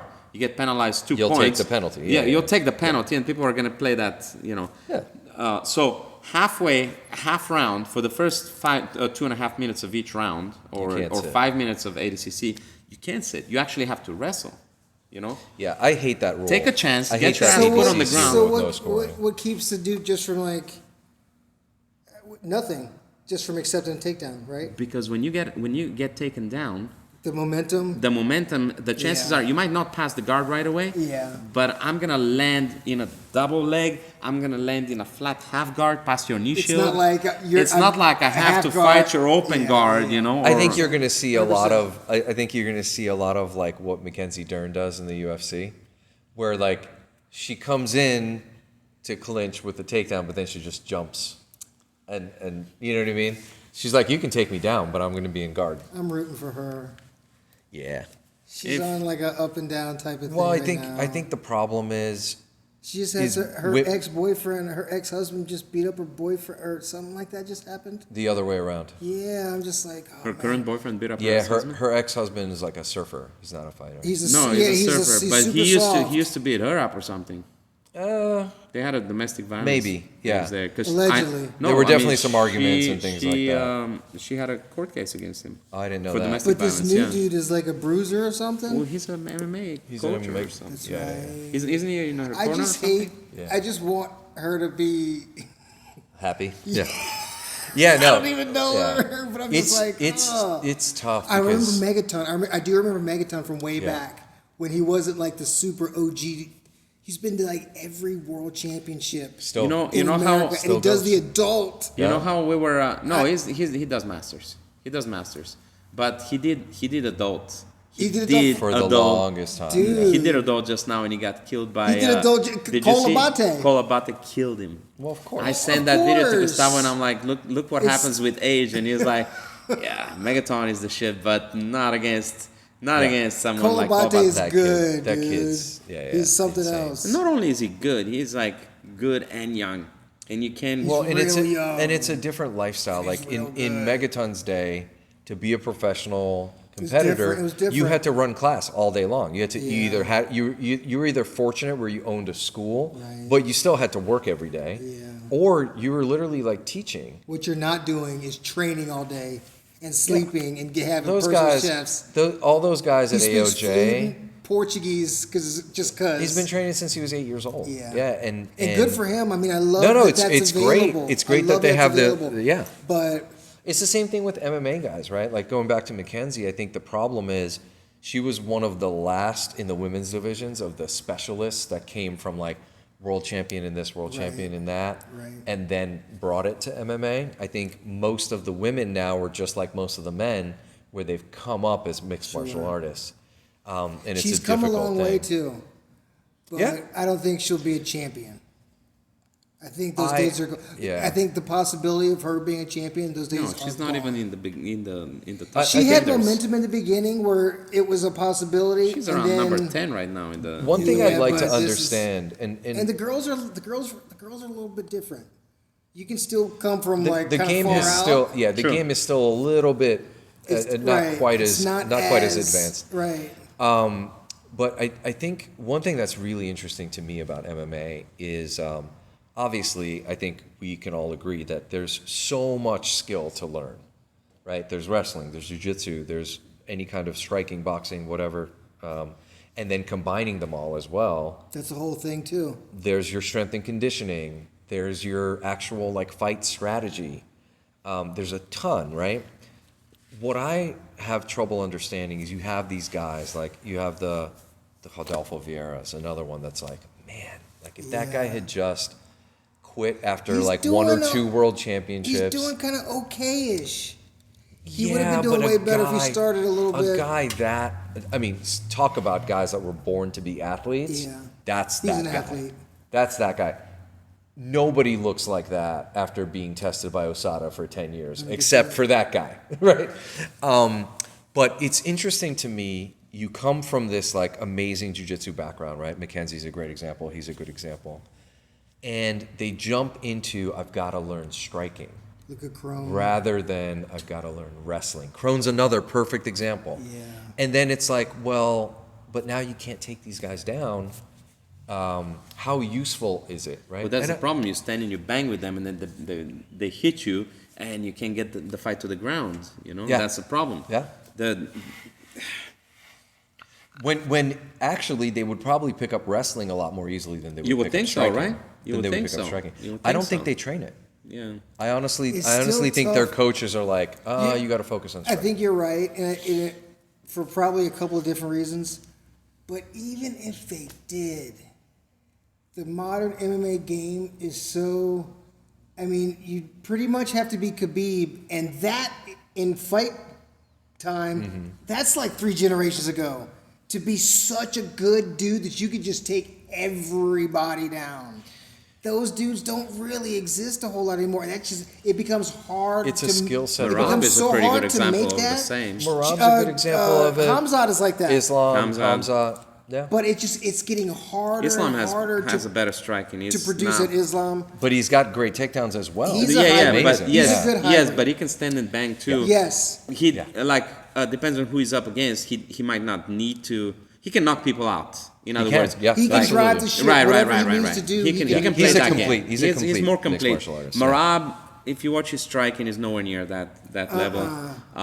But so he's the kind of specialist And we're I don't talking know about. if Marab is as good of a wrestler as Islam. The thing about a wrestler who's a specialist and a jiu-jitsu guy who's a specialist is gravity, because a wrestler who's a specialist will end up on top, and he's gonna beat the shit out of you with gravity in his even jiu-jitsu guys. Jiu-jitsu, Well- we don't know how to take. I mean, that's the thing, Think right? about Crone's last match. Oh, Yeah. if you can't get the dude down, Brian if Ortega. you don't have a move Yeah. to get him down, all your jiu-jitsu is worthless. Pretty Guys, much. if It's not like the 90, Wrestlers, it's like 96 wrestling's anymore. valuable because you get to, I think it You was can Chuck Liddell dictate that where said. the match goes, unless you meet like a Chuck Liddell. Well, Chuck so- Liddell was what made the But he talked about how wrestling was actually the biggest attribute to his game because because he could could anti-wrestle. choose to not get taken. He could down. anti-wrestle. Exactly. When he figured George out St. Pierre, same thing. If he was against someone he knew he could outstrike, he would outstrike he's a him. little bit different, where he could become a kick-ass wrestler too. He could. And then if he needed to take him down, he would Dude, take him he down. got beat up by Matt Hughes. He was like, okay, I'm gonna learn. He was like the Matrix. I know kung fu. He was like, I know wrestling. Yeah, Matt Hughes was like, show me. Okay, GSP. I'll take you down 6 times in one match. GSP got armbarred by Matt Hughes. That's right. He got beat with a jiu-jitsu move, which was amazing to me because it was literally a jiu-jitsu move. He got taken like. Well, he was mounted, I think. Well, it was the mounted. It was the a mounted spinning. armbar. It wasn't a mounted spin. No, it was. It was from a Kimura. Kimura, but no, he got the. I don't know if he was in half guard or something. He got underhook, and then he did the spinning armbar from the underhook. Yeah. And but George St. Pierre was like, okay. I got to learn wrestling. Yeah. All right. But that's Give a me perfect 3 example months. of someone who did it right? They saw where the weakness was, and they just immersed themselves in I it. think he made it look easy. I don't think most people can do that with GSP. Yeah, did. it's a To get to the that ability to level, learn. that GSP was a fast. special. If you were, I follow GSP on Instagram. We follow each other, and his workout program right now, and he doesn't even fight anymore or anything like that. I think he still works. He still trains. Dude, I'm still sure- trains, I'm but he sure. doesn't train obviously He's kind like of before. obsessive. But he does gymnastics at this age. You know, he does gymnastics. That's his main thing. He does gymnastics. I remember during the pandemic, he was traveling with those fucking things that he was The little advertising. parallettes, Yeah. Like parallel bars to do He's the all greatest kind of of all stuff. time in my Yeah. So I know that's what I Most of keep the saying. You know, John like to me, it's. I mean, yeah, you can make cases for other people, of course. Quite a few, yeah. But GSP as a representative of martial arts, as a representative of Martial arts and shit. Like, if I want to be a better person, I can look at his example and be There like, is- okay, I gotta For go, sure. I gotta like go if way you look harder at than what I'm GSP, doing. if you look at GSP, you listen to him and you're like, how can you not like this guy? And You he's know? a sweetheart. That's what I mean. How can you not like it? Like you can make case for a lot of people for being goats and stuff like this. I mean, there can be only one goat. That was one thing obviously. about Khabib I thought was cool too. Yeah. He was like a good person. Right. Yeah. But John Jones is a great person too. I hear. Fantastic. Gordon Fantastic. Ryan too. Yeah, the both of them, they click. But can we all agree that the myth of Anderson Silva could have been ended by Chael Sonnen had he known the rules that the round doesn't. I watched that. I I watched watched that it fight live. at a bar. When you get It fucked was up like exciting. this, Man. It was so exciting. And I got to tell you, all of us were so happy Anderson was getting his butt kicked. Dude. Because of some of the antics and the,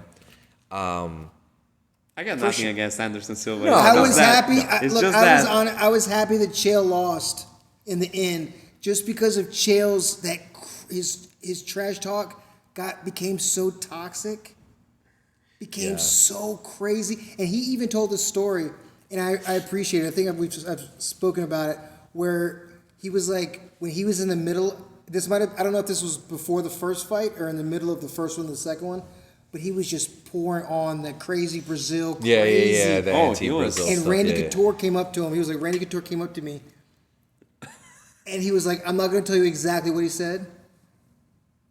But pretty much what he said was cut the shit. Do you remember when he was talking And about? he said he did. He was saying, "What's this thing?" I talked to some Brazilians that tell me that they're gonna, when we're done, I'm not gonna have teeth. When we're done, I'm gonna need a dentist. It's like, what is this thing with how many dentists are there in Brazil? Nobody has teeth there. It's like, he talks that shit. It's crazy to me. They give out black belts in a Cracker Jack box. Right? See, that sounds like that Tony Hinchcliffe joke at the Oh my at god! MSG. Yeah, Oh, God. yeah, but here's the thing. The thing about Chael Sonnen is that he's gonna have to face a guy who's about to do this to him.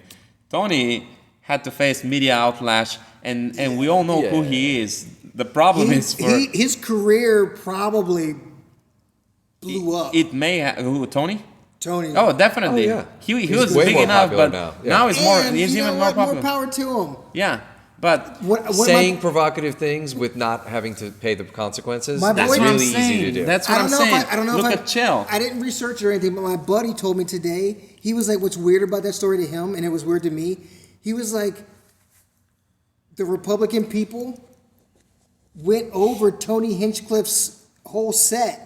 And they had a problem with like one joke. Well, not that one. Not that one, yeah. Really? And I was Yes. like, "How did you?" They actually made him If remove. this I was a forget what the comedy joke they made him club- What was the remove was joke? about. It wasn't even that big of a Like, deal. if this was a If I don't comedy remember. club, whatever. That's easy. Yeah. But at a political event and you're representing what I'm someone saying. else, you shouldn't say that. And what did they do when they heard about the backlash? They distanced themselves. This does not well, they represent our had views. to, apparently. Of course, I didn't right? even think it was as bad as it has been. I mean, not It keeps look. living- If it that's in lives a way longer comedy than what I club, thought. if that's in a comedy club, Nobody even by all says means, a word. by all means, in a comedy club, it flies. He did the best on Tom Brady's roast. Oh, it was did you watch amazing. that? Those Amazing. were so That was funny. He his- was like, his bit was the best. It was His bit so was the best. good. I was like, but that's not that a guy's roast. good. But That's yeah, not a but that's not a roast. roast. That's a fucking political That event. is to be that's presented in what they're front all of Middle becoming, dude. America. That's what all of these are becoming, though. Like, and Roasts. that's Yeah. it's They're the becoming unfortunate reality. Entertainment. The unfortunate events. reality of politics in general, especially like mainstream, like national politics. I think actually local politics are pretty cool, and I'm trying to get a little more involved in them because they actually affect our lives. That's Get true. involved as in running for something? No. No, as in like actually know who like We were my going to break it here local first. We were going councilman to break is. it here first. Yeah, know who is who, right? But if you think about it, here's the thing: when you go to a place where people are said to be a bunch of racists, and on their behalf you make a racist joke, it doesn't really do them any service. You know, it only solidifies the public opinion of those people as racists because you made that joke. And they let you. Right? So, And and they they let- let you. So that's not. Like, no one had a problem with that. That's the thing. That's why this joke is. It may have been a great joke in the comedy club around the corner. It doesn't It fly. might have been mid, whatever. Yeah. It would have. Well, whatever, you know. It would have landed better because it didn't even land there. There was only a couple of people. Like if you listen to it, it was like Yeah, it people didn't are like, land. "Whoa, They're wait a like- minute," yeah. And if those people are like, "Whoa," It it's didn't like, even land there. That's what I'm saying. Yeah. Then he did the one with the black people and watermelons. Right. And right after that, he did the one. So he didn't spare anybody. Yeah. Right after that, he did the see, and Israel and Palestine joke with the rock paper scissors. How they have to fight it out with the rock paper scissors. And that right? to me, I was like, that probably could have been left out too. That I mean, it went like a But set. then you might as well not have them on. Here's the thing. That's true. And why would you have him So- on saying those Well, things? so this is That's a perfect exactly- example. I'm sure you guys know the fable, right, about the turtle and the scorpion. You guys heard of this one? I'll be real quick with it, right? So scorpion needs to cross the river. There's a turtle that's about to swim across, and he's I like, think I know where you're "Hey, going. can Yeah, I but how please do you get go? on your back?" And the turtle's like, Okay, I "No, heard you're it was gonna a- sting me, I heard it was a right?" snake. Yeah, but I got it. Yeah. And then he stings him, and he's like, "Well, yeah, I'm a scorpion. What do you Right, expect, right? right, Maybe it was a right. snake. I don't know." But my point in saying that story is like, And they both drowned. they're not dumb enough. Yeah. They're not dumb enough to have that guy and actually expect him not to do that. Right? They know better. Right. I'll give you a perfect example. And So it's like a dog whistle yeah, ish. we had one of our catering director brought in. And they were super excited about this reality show. They want to film at our club. It's going to be amazing. It's going to be so cool. We're going to get so much notoriety for it. And I'm like, wait a minute. What are we doing for these guys? And she's like, oh, well, they just need to use the women's locker room for a few hours. And they need to use... And it was like the whole gym, basically, was getting shut down. And long story short, a whole bunch of really bad issues happened. Male workers in the women's locker room without any warning. All kinds of just crazy stuff that is not good when you're... Right. running a membership club, right? And I actually apologized to her, not the other way around, because I was like, I knew that they were not going to listen to a darn thing that we asked them to not do, right? We knew who they were when they came in. Yeah. Reality television, what do you expect? Right? It was our fault for expecting them to do something different than what they always do. And I think that's exactly the case with this. It's like, and I actually think they did expect them to do that. There is another thing. I think they wanted a different voice to say it because they didn't want to say it. When there is exactly. I could dig it. Nobody wants to say it there except for the leader and Tony. The leader says it. He does. says the quiet parts out loud all the That's time. what I'm saying. So if he can say it, Because then there were other what's- dudes on Yeah. on the thing that were saying some craziness. Oh, that too. That was a There was- I was weird, just like, weird place. damn, and on I'm top of it, getting in old. New York of all places, like, I don't know. That was like It was. I was like, damn. right. That was I kind can only of imagine what my I parents. mean, listen, a couple of weeks Fuck, out, when they these saw that, guys like, are pulling out all the stops. Yeah, this is like the finale. I get this it. is yeah.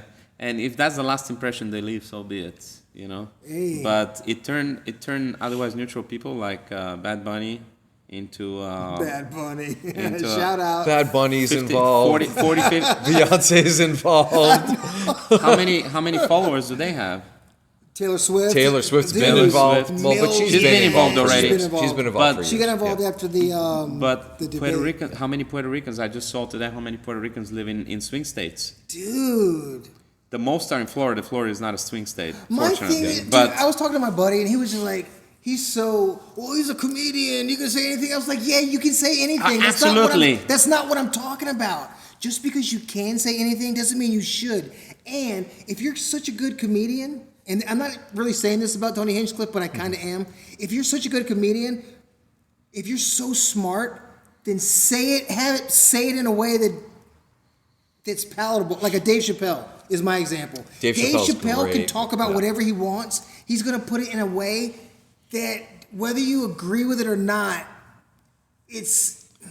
You're You more would- likely to laugh than to be offended. It's a you're at least a different part of style it. comedy, it's too. Not. It's Yeah. not. it's it a doesn't different do style this. comedy. Tony Hinchcliffe's comedy is not gonna be.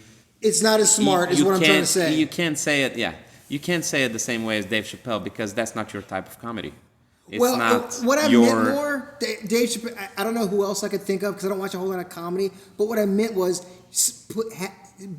have it smart, like a salesman. Yeah. A salesman wants a bum-looking dude to come in because he's like, oh, I'm gonna get that guy to buy this car. Yeah. No other salesman's good enough to do that, but I'm gonna sell this guy. Who Well, that's looks the- like an impossible sale. A So comedian that's would be the like, I'm gonna difference, say though. the craziest shit ever.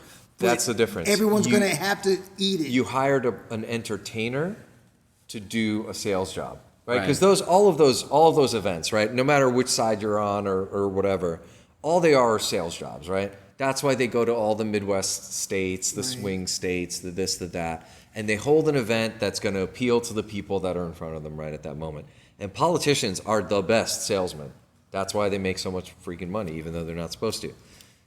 But he is not a politician. He's an entertainer, and entertainers don't give a shit about like playing to the role and And That I explains do- why I Donald do getting Trump the talks outcome. like that too. And I He's an do entertainer. I He's an respect entertainer that. as well. I Yeah. respect that about him as the comedian, as the artist. Yeah. And that's why I don't think he's being blamed as much as No, there's it- been an onus put on the Trump organization I agree. because of it. I and agree. I'm happy about that. I agree. I don't even know what he's saying about it. Like I wonder is what who he is. I wonder what Joe Rogan and him are talking about this. Joe Rogan's had a reaction. I didn't watch. They're the probably video. like slam dunk because he got his name out there and people. It's not like people hate him. Yeah. well, Nor he sh- doesn't nor care should about they. that. And Being he doesn't- polarizing is part of what makes 100%. people popular. Yeah. I mean, that Kill Tony show it's weird. I've watched a little It's bit weird. of it. It's weird. I do appreciate, it's like punk rock. So I appreciate that. I can't watch the thing from start to finish. It's like too crazy.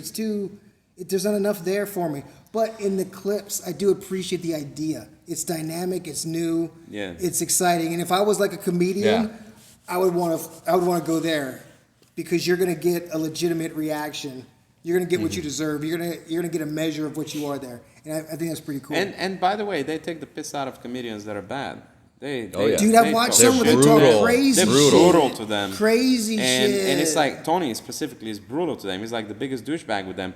But that's the whole show. But that's what it's about. You gotta expect when you go there, Yeah. you gotta know that if they don't like you, you're gonna be crucified. Because you it's kind of like going in front the of Simon sets are Cowell quick. and stuff. It's almost like the Apollo show. Like Oh yeah, they're 2 minutes, 1 minute. they're 1 minute. right super fast. Yeah. So you've got to give your best material Without fast. freezing.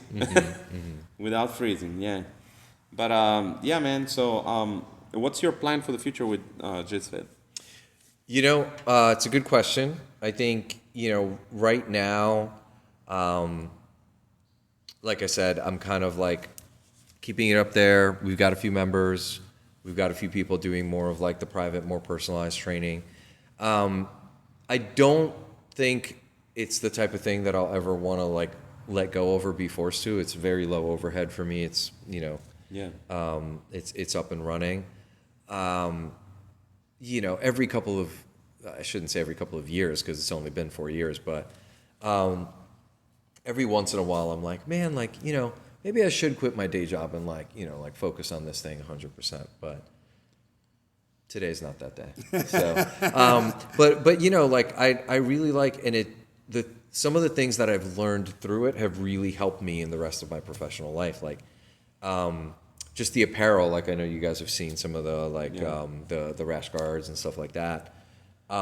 Just the experience of talking to suppliers and using designers and all of that stuff. Right now at LAAC, we're doing all sorts of merchandise, tens of thousands of dollars a month. And a lot of those same lessons that I learned on a smaller scale with JitsFit, I'm now applying it on a larger scale, to the point where, if you guys don't know the Los Angeles Athletic Club, it's been around since 1880. One of the oldest buildings downtown, built in 1912.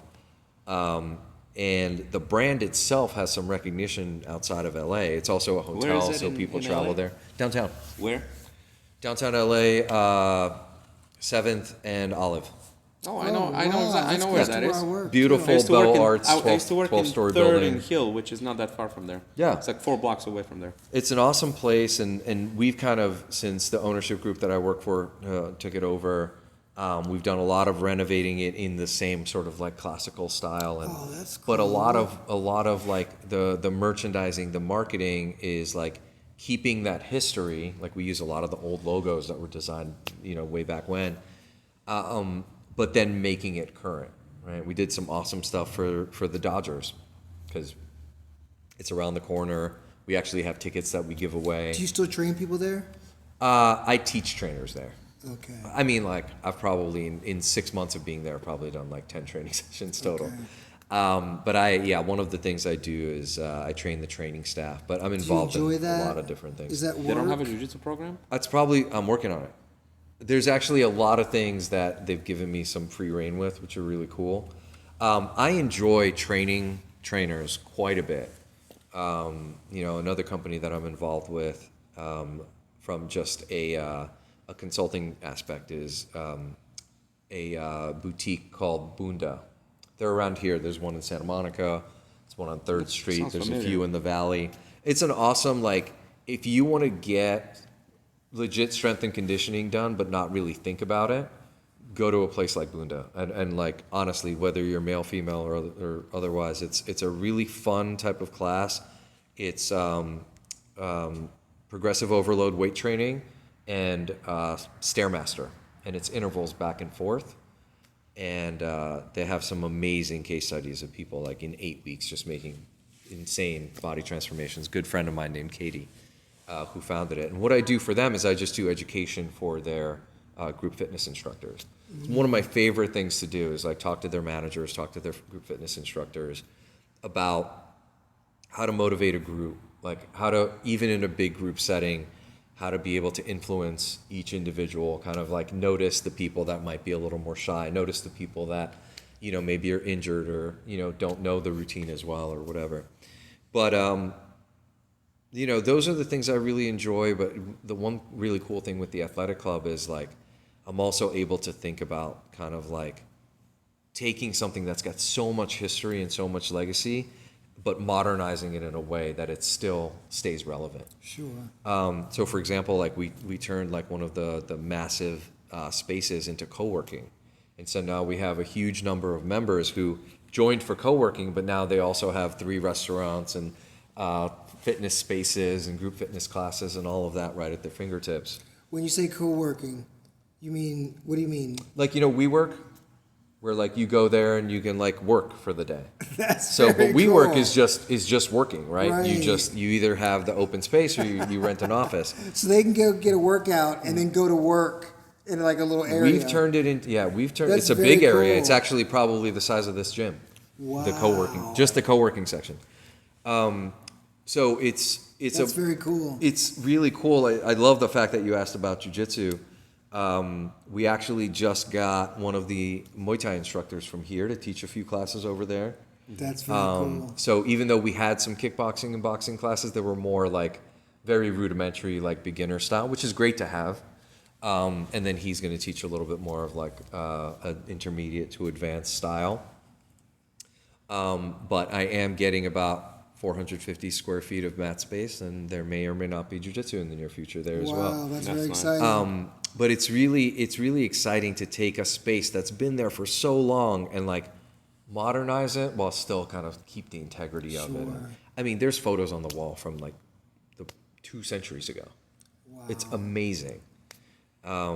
Their original, before they built the building, the first club, there's a photo of it, and they did boxing, fencing, and gymnastics. Wow. And there's a photo of like the original 10 members or whatever it was, and they've got these big mustaches, and they've all got their shirts off, and it looks like a CrossFit box. It's like probably no bigger than this space. It looks like a CrossFit box, and they're just like, Wow. fencing, boxing, and gymnastics, and it's so interesting. Like almost 150 years later, we're kind of like moving in these cycles, when it comes to fitness. And like combat is a funny thing. Like everybody, I feel like, forgot about combat up until about 30 years ago, right? The 90s, when jiu-jitsu and like boxing started getting popular again, and UFC eventually kind of came in. But before that, it was like this sort of like no, when our great grandparents, like that's how they like settled things with their little brother in the backyard. And I feel like we're coming back to that now, where there's so many kids in these classes, and I think that's the future, right? Like, I mean, all of us, it sounds like, started pretty late when it comes to martial arts. Like, it never even crossed my mind when I was younger. And I was athletic. I liked I was competitive always, but I wanted to do like karate classes, but that never happened. I never even thought about it. Well, I wanted to be a ninja too. But I did my own personal study, like just by watching some movies. Just that my parents wouldn't let me go out late at night. And if you can't go out late, You can't be a ninja if you don't go out late when at night. when I was that age, when I wanted to be a ninja and I couldn't go out late at night, Right. I can't be a ninja then. Like, who am I hiding from with my outfit? I can bullshit. You work during the day. Yeah, like, You're like Lubo? what am I doing on the roof? During the day, it's like I'm repairing that shit or something. What's that kid wearing black? Fixing the antenna, because back then we had the antennas. Yeah. So just Repairing the a roof. couple of things. Shout out to the Dodgers. They won. Did you watch the game or no? Did you watch? No. I know you didn't watch the game. I would not have, but my buddy, But I me to a told you. bar. I was telling you. I thought it was over. No, He they was were taking me to a playing. place. I was like, dude, I'm not trying to be around a bunch of people. He was like, we're not. And we went to this one place. There was no one in there. There's like 2 people there. But the game was on. But the game was on. Cool. And they were like drunk Where were you? fans. It was called the Bullpen. Oh, the bullpen? It's like this little Oh, okay. little restaurant. Oh, thing. okay. I know a place bullpen, but it's a comic store. But I watched. I didn't even. The game Dude, was like going on in front Shout of me. out to the Dodgers. Yeah. Up 3-1. Yesterday they got a little beat up.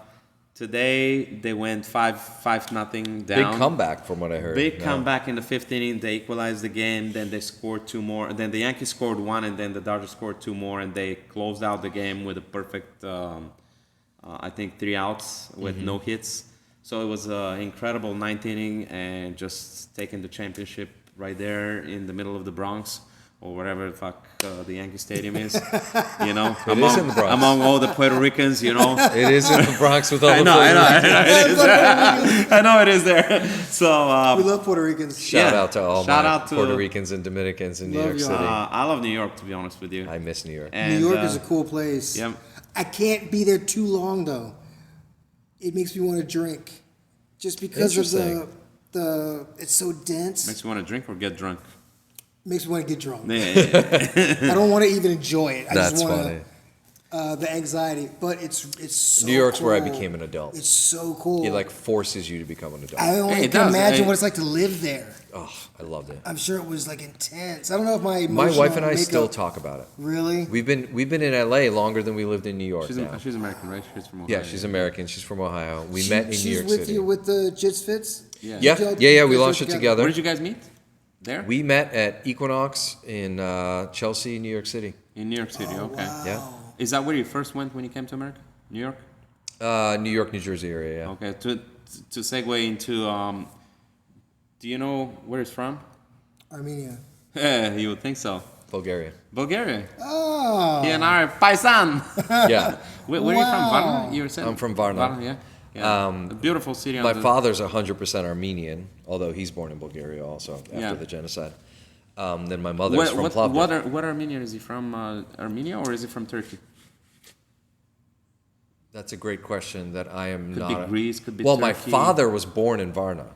My grandfather Oh, was right. born in Beirut Okay. because she escaped from Turkey into Lebanon. Oh, she escaped from Turkey into Lebanon, and then she went to live in Bulgaria. What year was that? Do you know? 1921, 1922. Okay. Yeah. After the genocide, yeah. Or the genocide. We're in America. We Yeah, don't we're quite not quite agree sure with the whether it genocide. happened. Yeah, we're not quite I thought sure. American recognized it. Yes. Recognize it, and we don't recognize it. Technically, yes. I mean, We yeah. recognize it in the country, It's but America, when it I'll comes take to technically. when it comes to America, when I'll it take comes to technically. Yeah, pleasing yeah, yeah, Turkey, yeah. we don't recognize it. But I was 9. I mean, as soon as communism fell, my parents moved out here. You were born what year? 1980? 82, 82. So you also 91. Like, So 91? Yeah. Oh, so communism fell in 89. So you remember that? You Well, must in have been very Bulgaria, it fell a little early, a little young. later. 89. I thought it was a little later. No. 89. Okay. November 10th. Yeah. So it was 91 that. They didn't have you writing Finally letters came to Ronald Reagan, did they? I wrote. No. I wrote a letter to Ronald Reagan. My when I was brother, 7. yeah, my brother is 4.5 years older than me, and I remember he would get upset. Like my uncle lived in the States since the 80s, and they would, come in the summers and visit and whatever. And he'd be like, "Don't go back. Ronald Reagan's this and that and the other thing," because that's what they would teach him in school, They did, bro. It's fucking real Yeah. thing. Real fucking thing. Propaganda's a real Ronald thing. Reagan was the That's enemy so because he interesting. was the one who was competing against us, not us, but the Soviet bloc for nuclearization, right? So he was the one pushing the issue according to us, and we were the ones that were gonna suffer, which is the same propaganda Russian government is giving to Russia right now. The threat of the West from the West. So yeah, but we're from the same neck of the woods. My mother's from the same town that you're from. Oh, she is. Plovdiv, right? Yeah. No, I'm from Bulgaria. She's from Plovdiv. Yeah, I remember. Oh, you're not from Plovdiv. From Bulgaria, from Sofia, no. Oh, Sofia. Okay. Oh, that's the big town, right? It's the biggest one. They're all big. All three are big. Yes. Sofia What's is the just capital? the biggest. Sofia is the biggest of them. Plovdiv, by the way, Plovdiv is the second biggest. Varna is the third biggest. Plovdiv is the oldest city in The world. Europe. Really? The oldest city. That's in Europe. impressive. Bulgaria has insane history. As It's a been- city. It has been a country since 681 AD. Wow. 680. I mean, it's been in all that time. It's been under Ottoman rule. It's been under Byzantine Not all that rule. time. During some of that A time. lot we of should that say. time.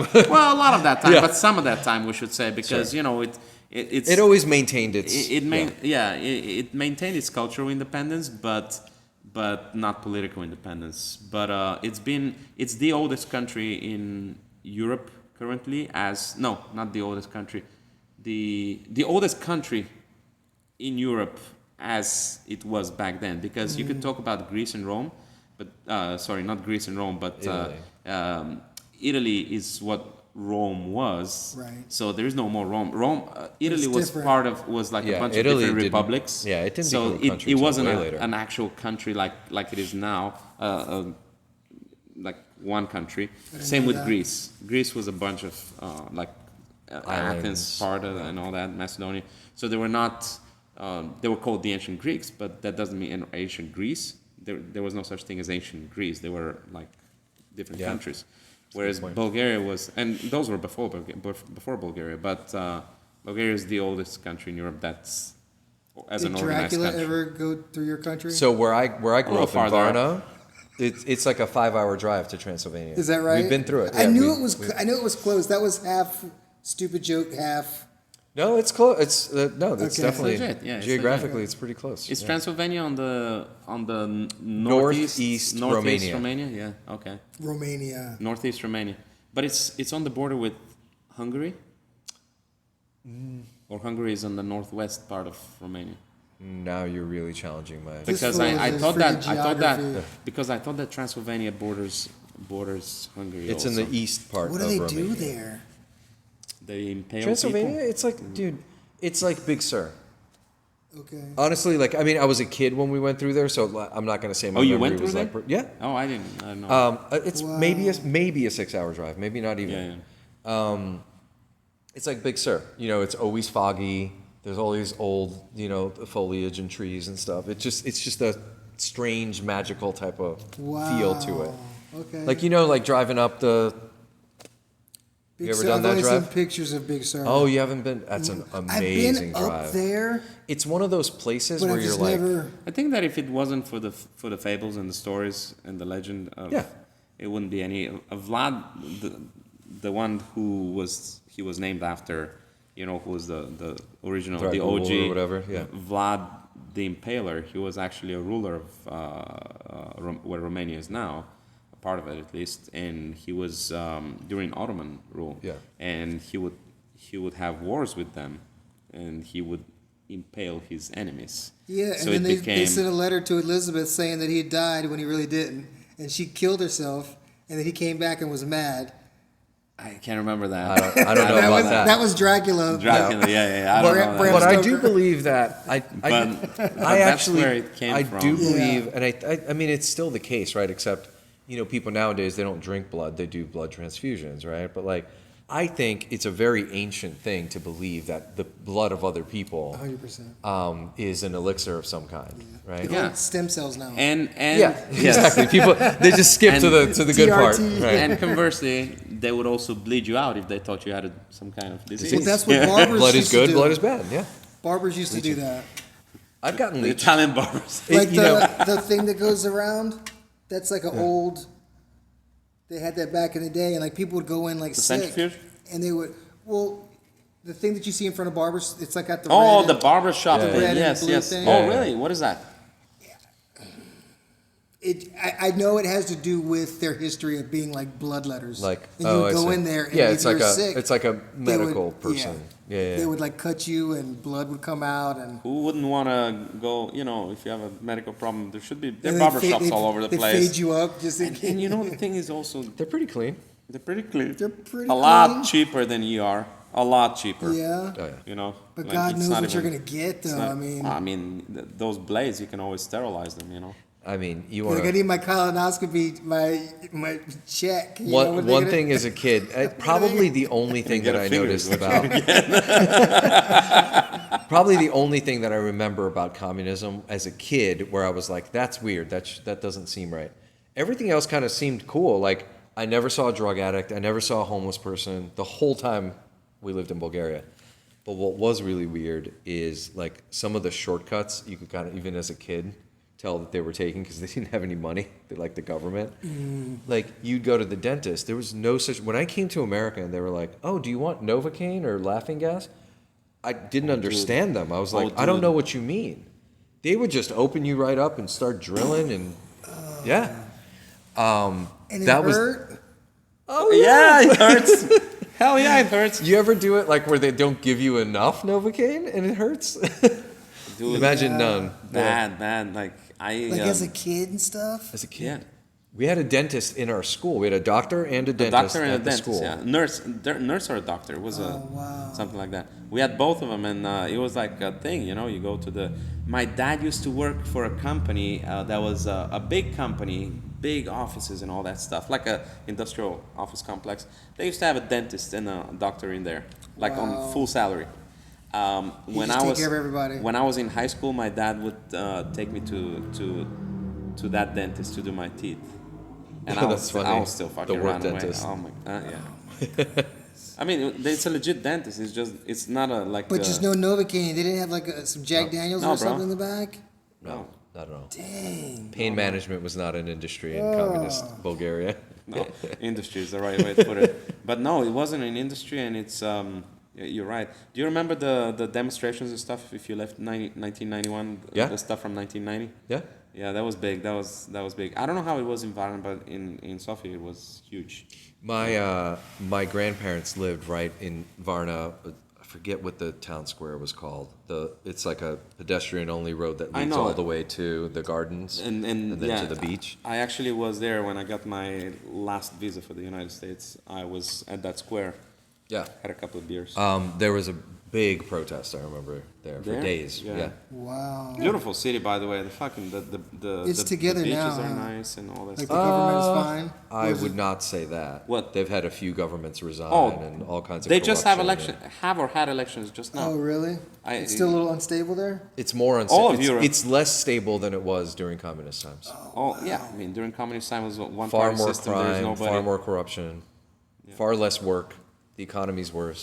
Wow. Well, to an extent, because The borders are open, so you can do more. you can do more. And the other thing is that right now, yes and no. We're all thinking about the past as if it was something magical, but the thing is that there was only so much you could do and on with what you earned, and most of it was what you were told to do. You know, you could not. 100%. Yeah, you could not. You could save money, let's say, but nobody was rich.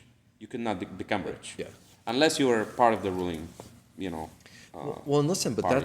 that's even the knock in like Scandinavian countries. That's because of taxes and taxation and stuff like that. You know, it's not the same thing as back Yeah, there. there was It's just not a yeah. lot of opportunity. I don't You're like the right. parallel you made just now because people would think, especially here in America, that don't know exactly what communism represents or socialism, they would think that, oh, it's because in Scandinavia they're socialist countries. You know, it's not the case. It's a little different, It's, yeah. it's because of taxation. It has nothing to do with the way, you know, Yeah. their multi-party system as well. In fact, the United States is a multi-party, but they only have two parties that are competing for it, right? That's So, the biggest and scam. and here's the thing: here you're 4 years president, who leads the government.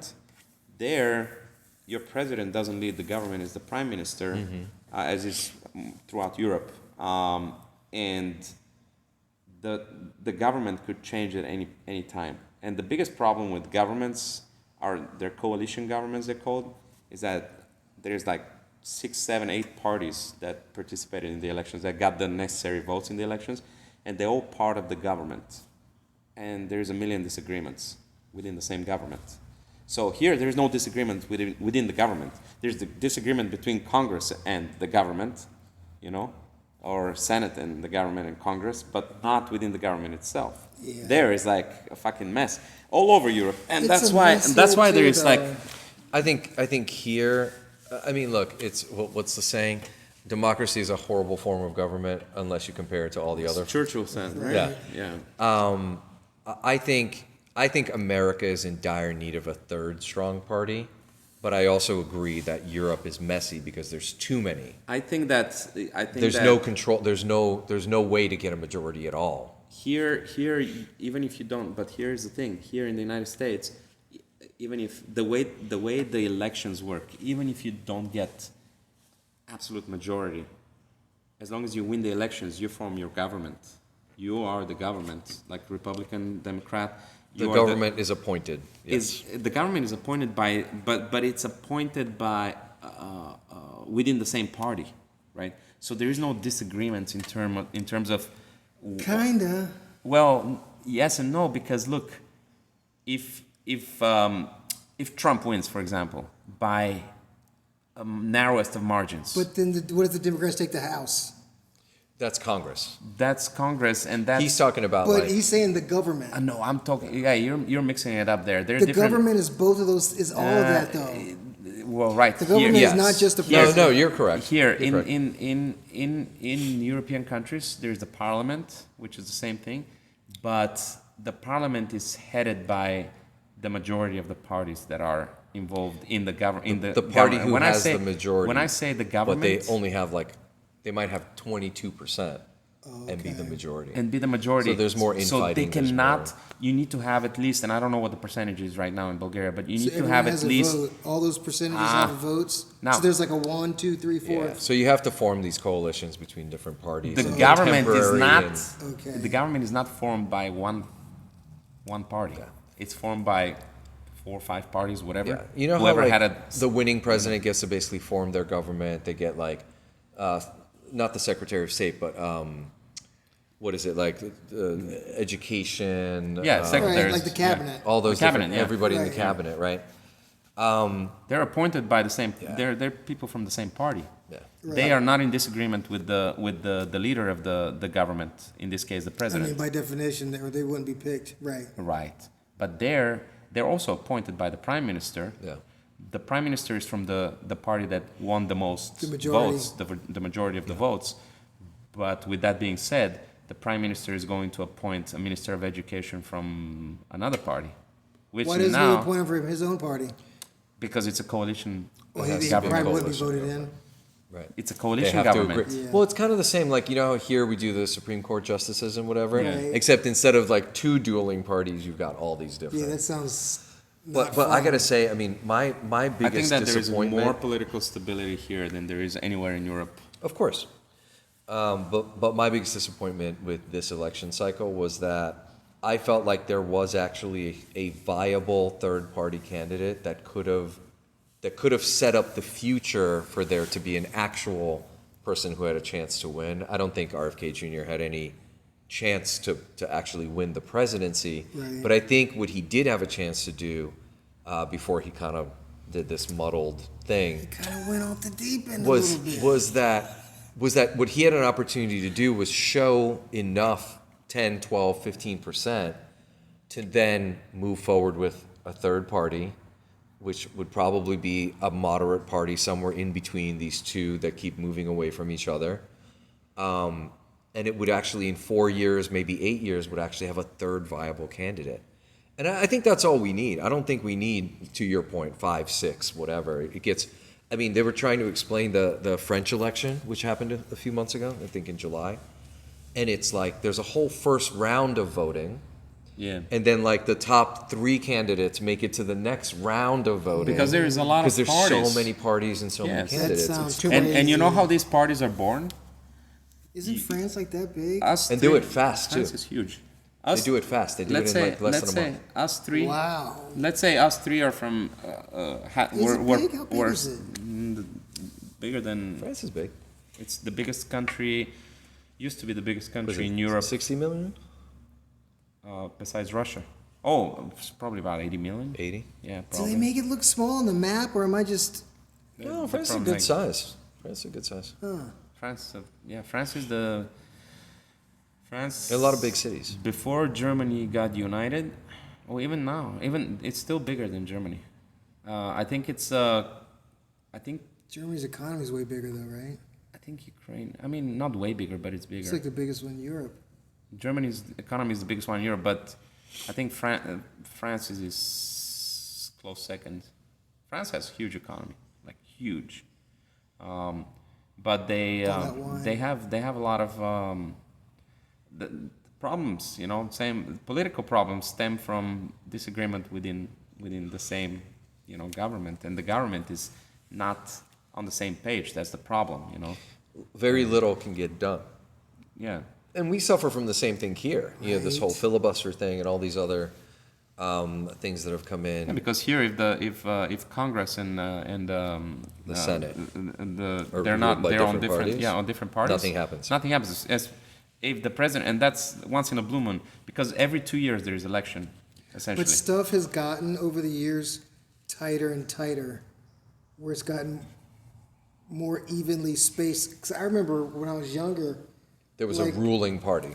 Well, the president, it was like Super Bowl stats back then. Like one team was getting blown out. Like Ronald Reagan. Well, like yes, these dudes were like those but at elections the back same- then. George but- Bush, they were yeah. blowing them out of the. But at the same time, though, But I think it's now the it's two getting- parties were more similar back then.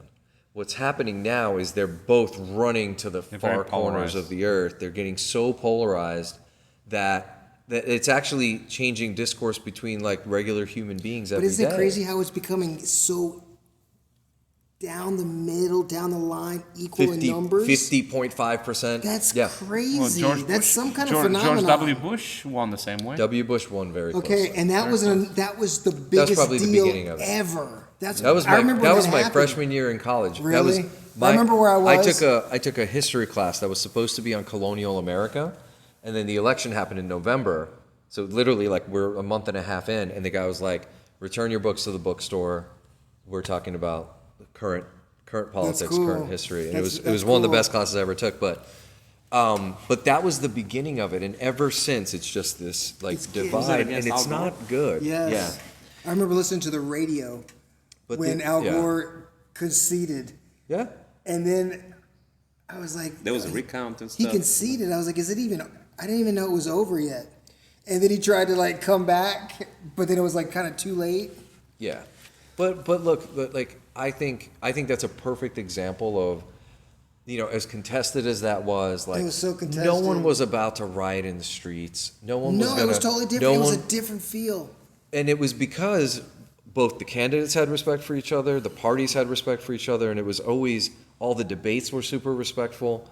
I think the problem now is like people forgot how to debate each other. Well, It turns into insults so I remember, quickly I remember on both the, sides. I They're remember both the, equally guilty. I remember the debates from the time when Obama ran for his second term against Mitt Romney, I think. Was it?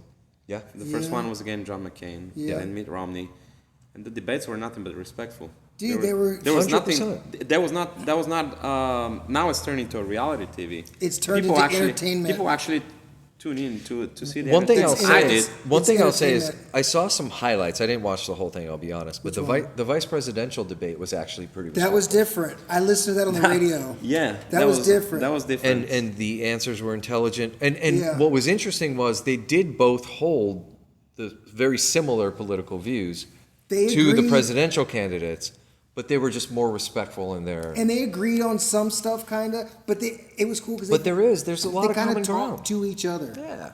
I There's thought a that was- there's a lot more common ground than people are willing It to was admit. almost, listen to it. I wish I could have seen it. It was almost cheesy, Yeah. but I appreciate it. I'm a In a little good bit way. older now, Yeah. just because I was so against like the, oh man, like the high school fuckery that That's what the it's. discourse has become. That's all now. it's come down to. It's crazy. I got to tell you, I can't trust it. we're I'm actually just- very lucky here. I was in just last week visiting in-laws. I was in Ohio and Michigan, and it is literally like neighbor versus neighbor. because like they're swing states. everybody's no. It's swing streets. Oh my Like gosh. literally, the next door neighbor's got the opposite stuff on their lawn than you do, and stickers and That's and too much. billboards and every too single commercial on much. TV. I'm getting tired. I get it's annoyed scary, with dude. all the stuff I'm getting on my phone.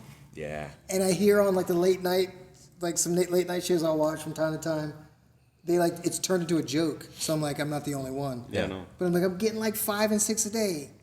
Some from with my mom's name on it. You know what's funny? I never I'm like, get if any I of those. gave to, But like, a third I, of I them, never I'd be get any broke. of those. My son gets them. That's That's crazy. weird. He gets them. He can't even vote. But That's I crazy. don't get them. He can give him money though. They I bet must you know they'll take something it, about they'll you. Take, they'll They'll take be his like, money. that That guy? Not a chance. Hey, let's close it out. But Yeah? before that, I want you to ask Ian, what is that little suitcase he brought? Oh yeah. What is that little? It's What a is that? battery. We talk about it Put every it up. time. Put it up for everyone to see. I want to see. And then tell everyone what you have. Dude, it's It's a battery. Oh, it's a battery for your phone. Yo, You use your phone so much that you need a battery? my phone is old, so my phone battery is kind of weak. Okay. I used to have like one of those portable batteries. Yeah. I had it for years, and in the past like 3 or 4 months, it died. So So where'd you get this thing from? Or you've just had I it? got it from the app next door. It's legit. You can plug stuff into it, man. This thing doesn't mess A around. couple of Africans died digging enough cobalt for that battery. Bet your ass they This is did. like a lithium mine in this bitch. This is why there is You could probably power This up a is- Prius with this thing. this Dude, is why I'm they're going to waiting- dig in under the lake over here in California. I'm waiting to be a hero. Like, I want to be what somebody's gonna. Oh, my phone died. I need an AC. I need a plug. got you, brother. I got you. You got everything. You're It's got everything. not kidding You around. can do everything at once. People used to call this a cigarette lighter. Wait, car. it's got a car. Wow. It's got a car. Yeah, dude. This is a classic, huh? Car It's charger. Could you maybe take off the plastic and put it in your car and start your car with it? If you had the, well, It's gotta- I carry one of those portable car battery chargers in my bag in my car. Yeah. You would probably have to do It some doesn't work. have the wiring for Yeah, it. you would probably do some work, but there's probably enough juice in here to do it. I'm sure of it. Hilarious. It's at 99% right now, and it's been sitting for a long I time. was going to say, how often do you charge it? How often do you charge the charging battery? I've got a thing because I've always had this thing with batteries. Like tomorrow when I go to work, You're going to charge it? I'll charge my phone, and then as soon as I'm done charging my phone, because I'm at a place with a Plug. a plug, You'll plug this in. I'll plug this right in. Okay. Just because I like it to be charging. I'm I the like same it to be way. either I don't charging like it to go down, yeah. or either giving power or taking power. My Mike- phone must be giving you a lot of anxiety here Mike- for 2 Mike- hours with no charger on. It's not mine. I can't wait to get a new phone though, so I can get a nice phone with a nice battery. Plus, you can see my digitizer's getting bad. Oh, yeah. It's spreading, Yeah. and it's such a headache. See, What is this? A speaker Yeah, or you're on something? I'm on just I was doing some studying. Oh no, that's just for heating. It looks good. That's one thing I did. It looks, like quality. That's amazing, bro. It's Yeah. like really, I like your style. It's heavy duty. It's heavy. It's It's heavy, all right. heavy. It's heavy. What's funny is It's like I get it's a so weapon. much. I mean, especially to you, it's like the third time that we've talked about it on the show. I'm gonna keep asking But a every lot time of people, you bring it because even at work, at some of these places where I work all over the place. People are like, "What is that?" I'm like, "It's a battery." if I just told not- you, I'd have to kill you. Because most people carry like a battery about this size. It's about I the same know. size as your cell phone. Yeah. Some people. There's this one lady. She's asked like twice at this one spot where I work.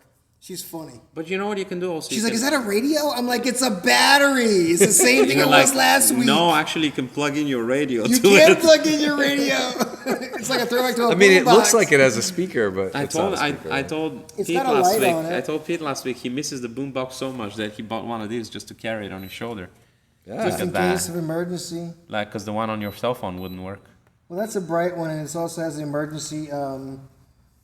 Oh, they have like a siren or something. No, it's just it'll. It doesn't have a siren? Throw it out. I can yell. I can yell out enough. Oh my god. Anyway, this has been a lot of fun. Yeah. Thanks appreciate for, you guys. This has coming been in. Great. Make sure you check out. What is it? Your gym again? The Los Angeles Athletic Club or Jits Yeah, Fit? that thing Yeah. is special. Well, Both- that too. Both things are cool, but yeah. Los Angeles Athletic Club is really cool. I'm sure You it'd be guys should cool to definitely even go just check it out to like experience it. It is a relic that has really like come into becoming a really useful place for like today's generation. That's very It's cool. a cool thing. I would like to pass by. It's a little out of the way. It's not like For you guys on the west Yeah. side, yeah. Well, I work down there too. Where do you live? Yeah, whenever you're down there. Don't you live around here? I live in Palms. Yeah. How long does it take you to get to work? It's easy, especially if I get going early, like less than 20 minutes. Okay. It's the opposite. It's everybody goes west in the morning Yeah. and east in the I evening. work off. True. I work like 4th in town, Okay. like real close to like pretty much Skid Row area. Yeah. And it took I got off at 6. Took me about an hour to get home. But that's At that's 6 like, o'clock, yeah. Yeah, that's Yeah. Where do I live in Torrance? Yeah. Oh, and all the way to Torrance. Yeah. That's a big. Yeah, I've got to go past here. Gotcha. No, man, it's pretty easy. All right. Well, Thank you guys. I really appreciate thanks it. for Great time. It's been thanks fun. for being a guest. Thanks again. Tune in next week for somebody else. Not undecided yet. And Next my week sister, might be just the two of my you, sister wanted us to always remember to ask for the like button to be hit. Yes, to forget to subscribe. like and button, the subscribe. button, and please shoot me your social security number. Shoot me your Venmo, Cash App. everything. I will. It all goes to charity. I gotta. There is a guy I know in Nigeria who wants to send money. Trying to help the guy out. Yeah. We Big part of accept- it. we It's like accept a checks class too. action suit, but for real, where you actually get money. We accept checks. All right, that's it. Awesome. Thanks, guys. That was fun, man. Yeah.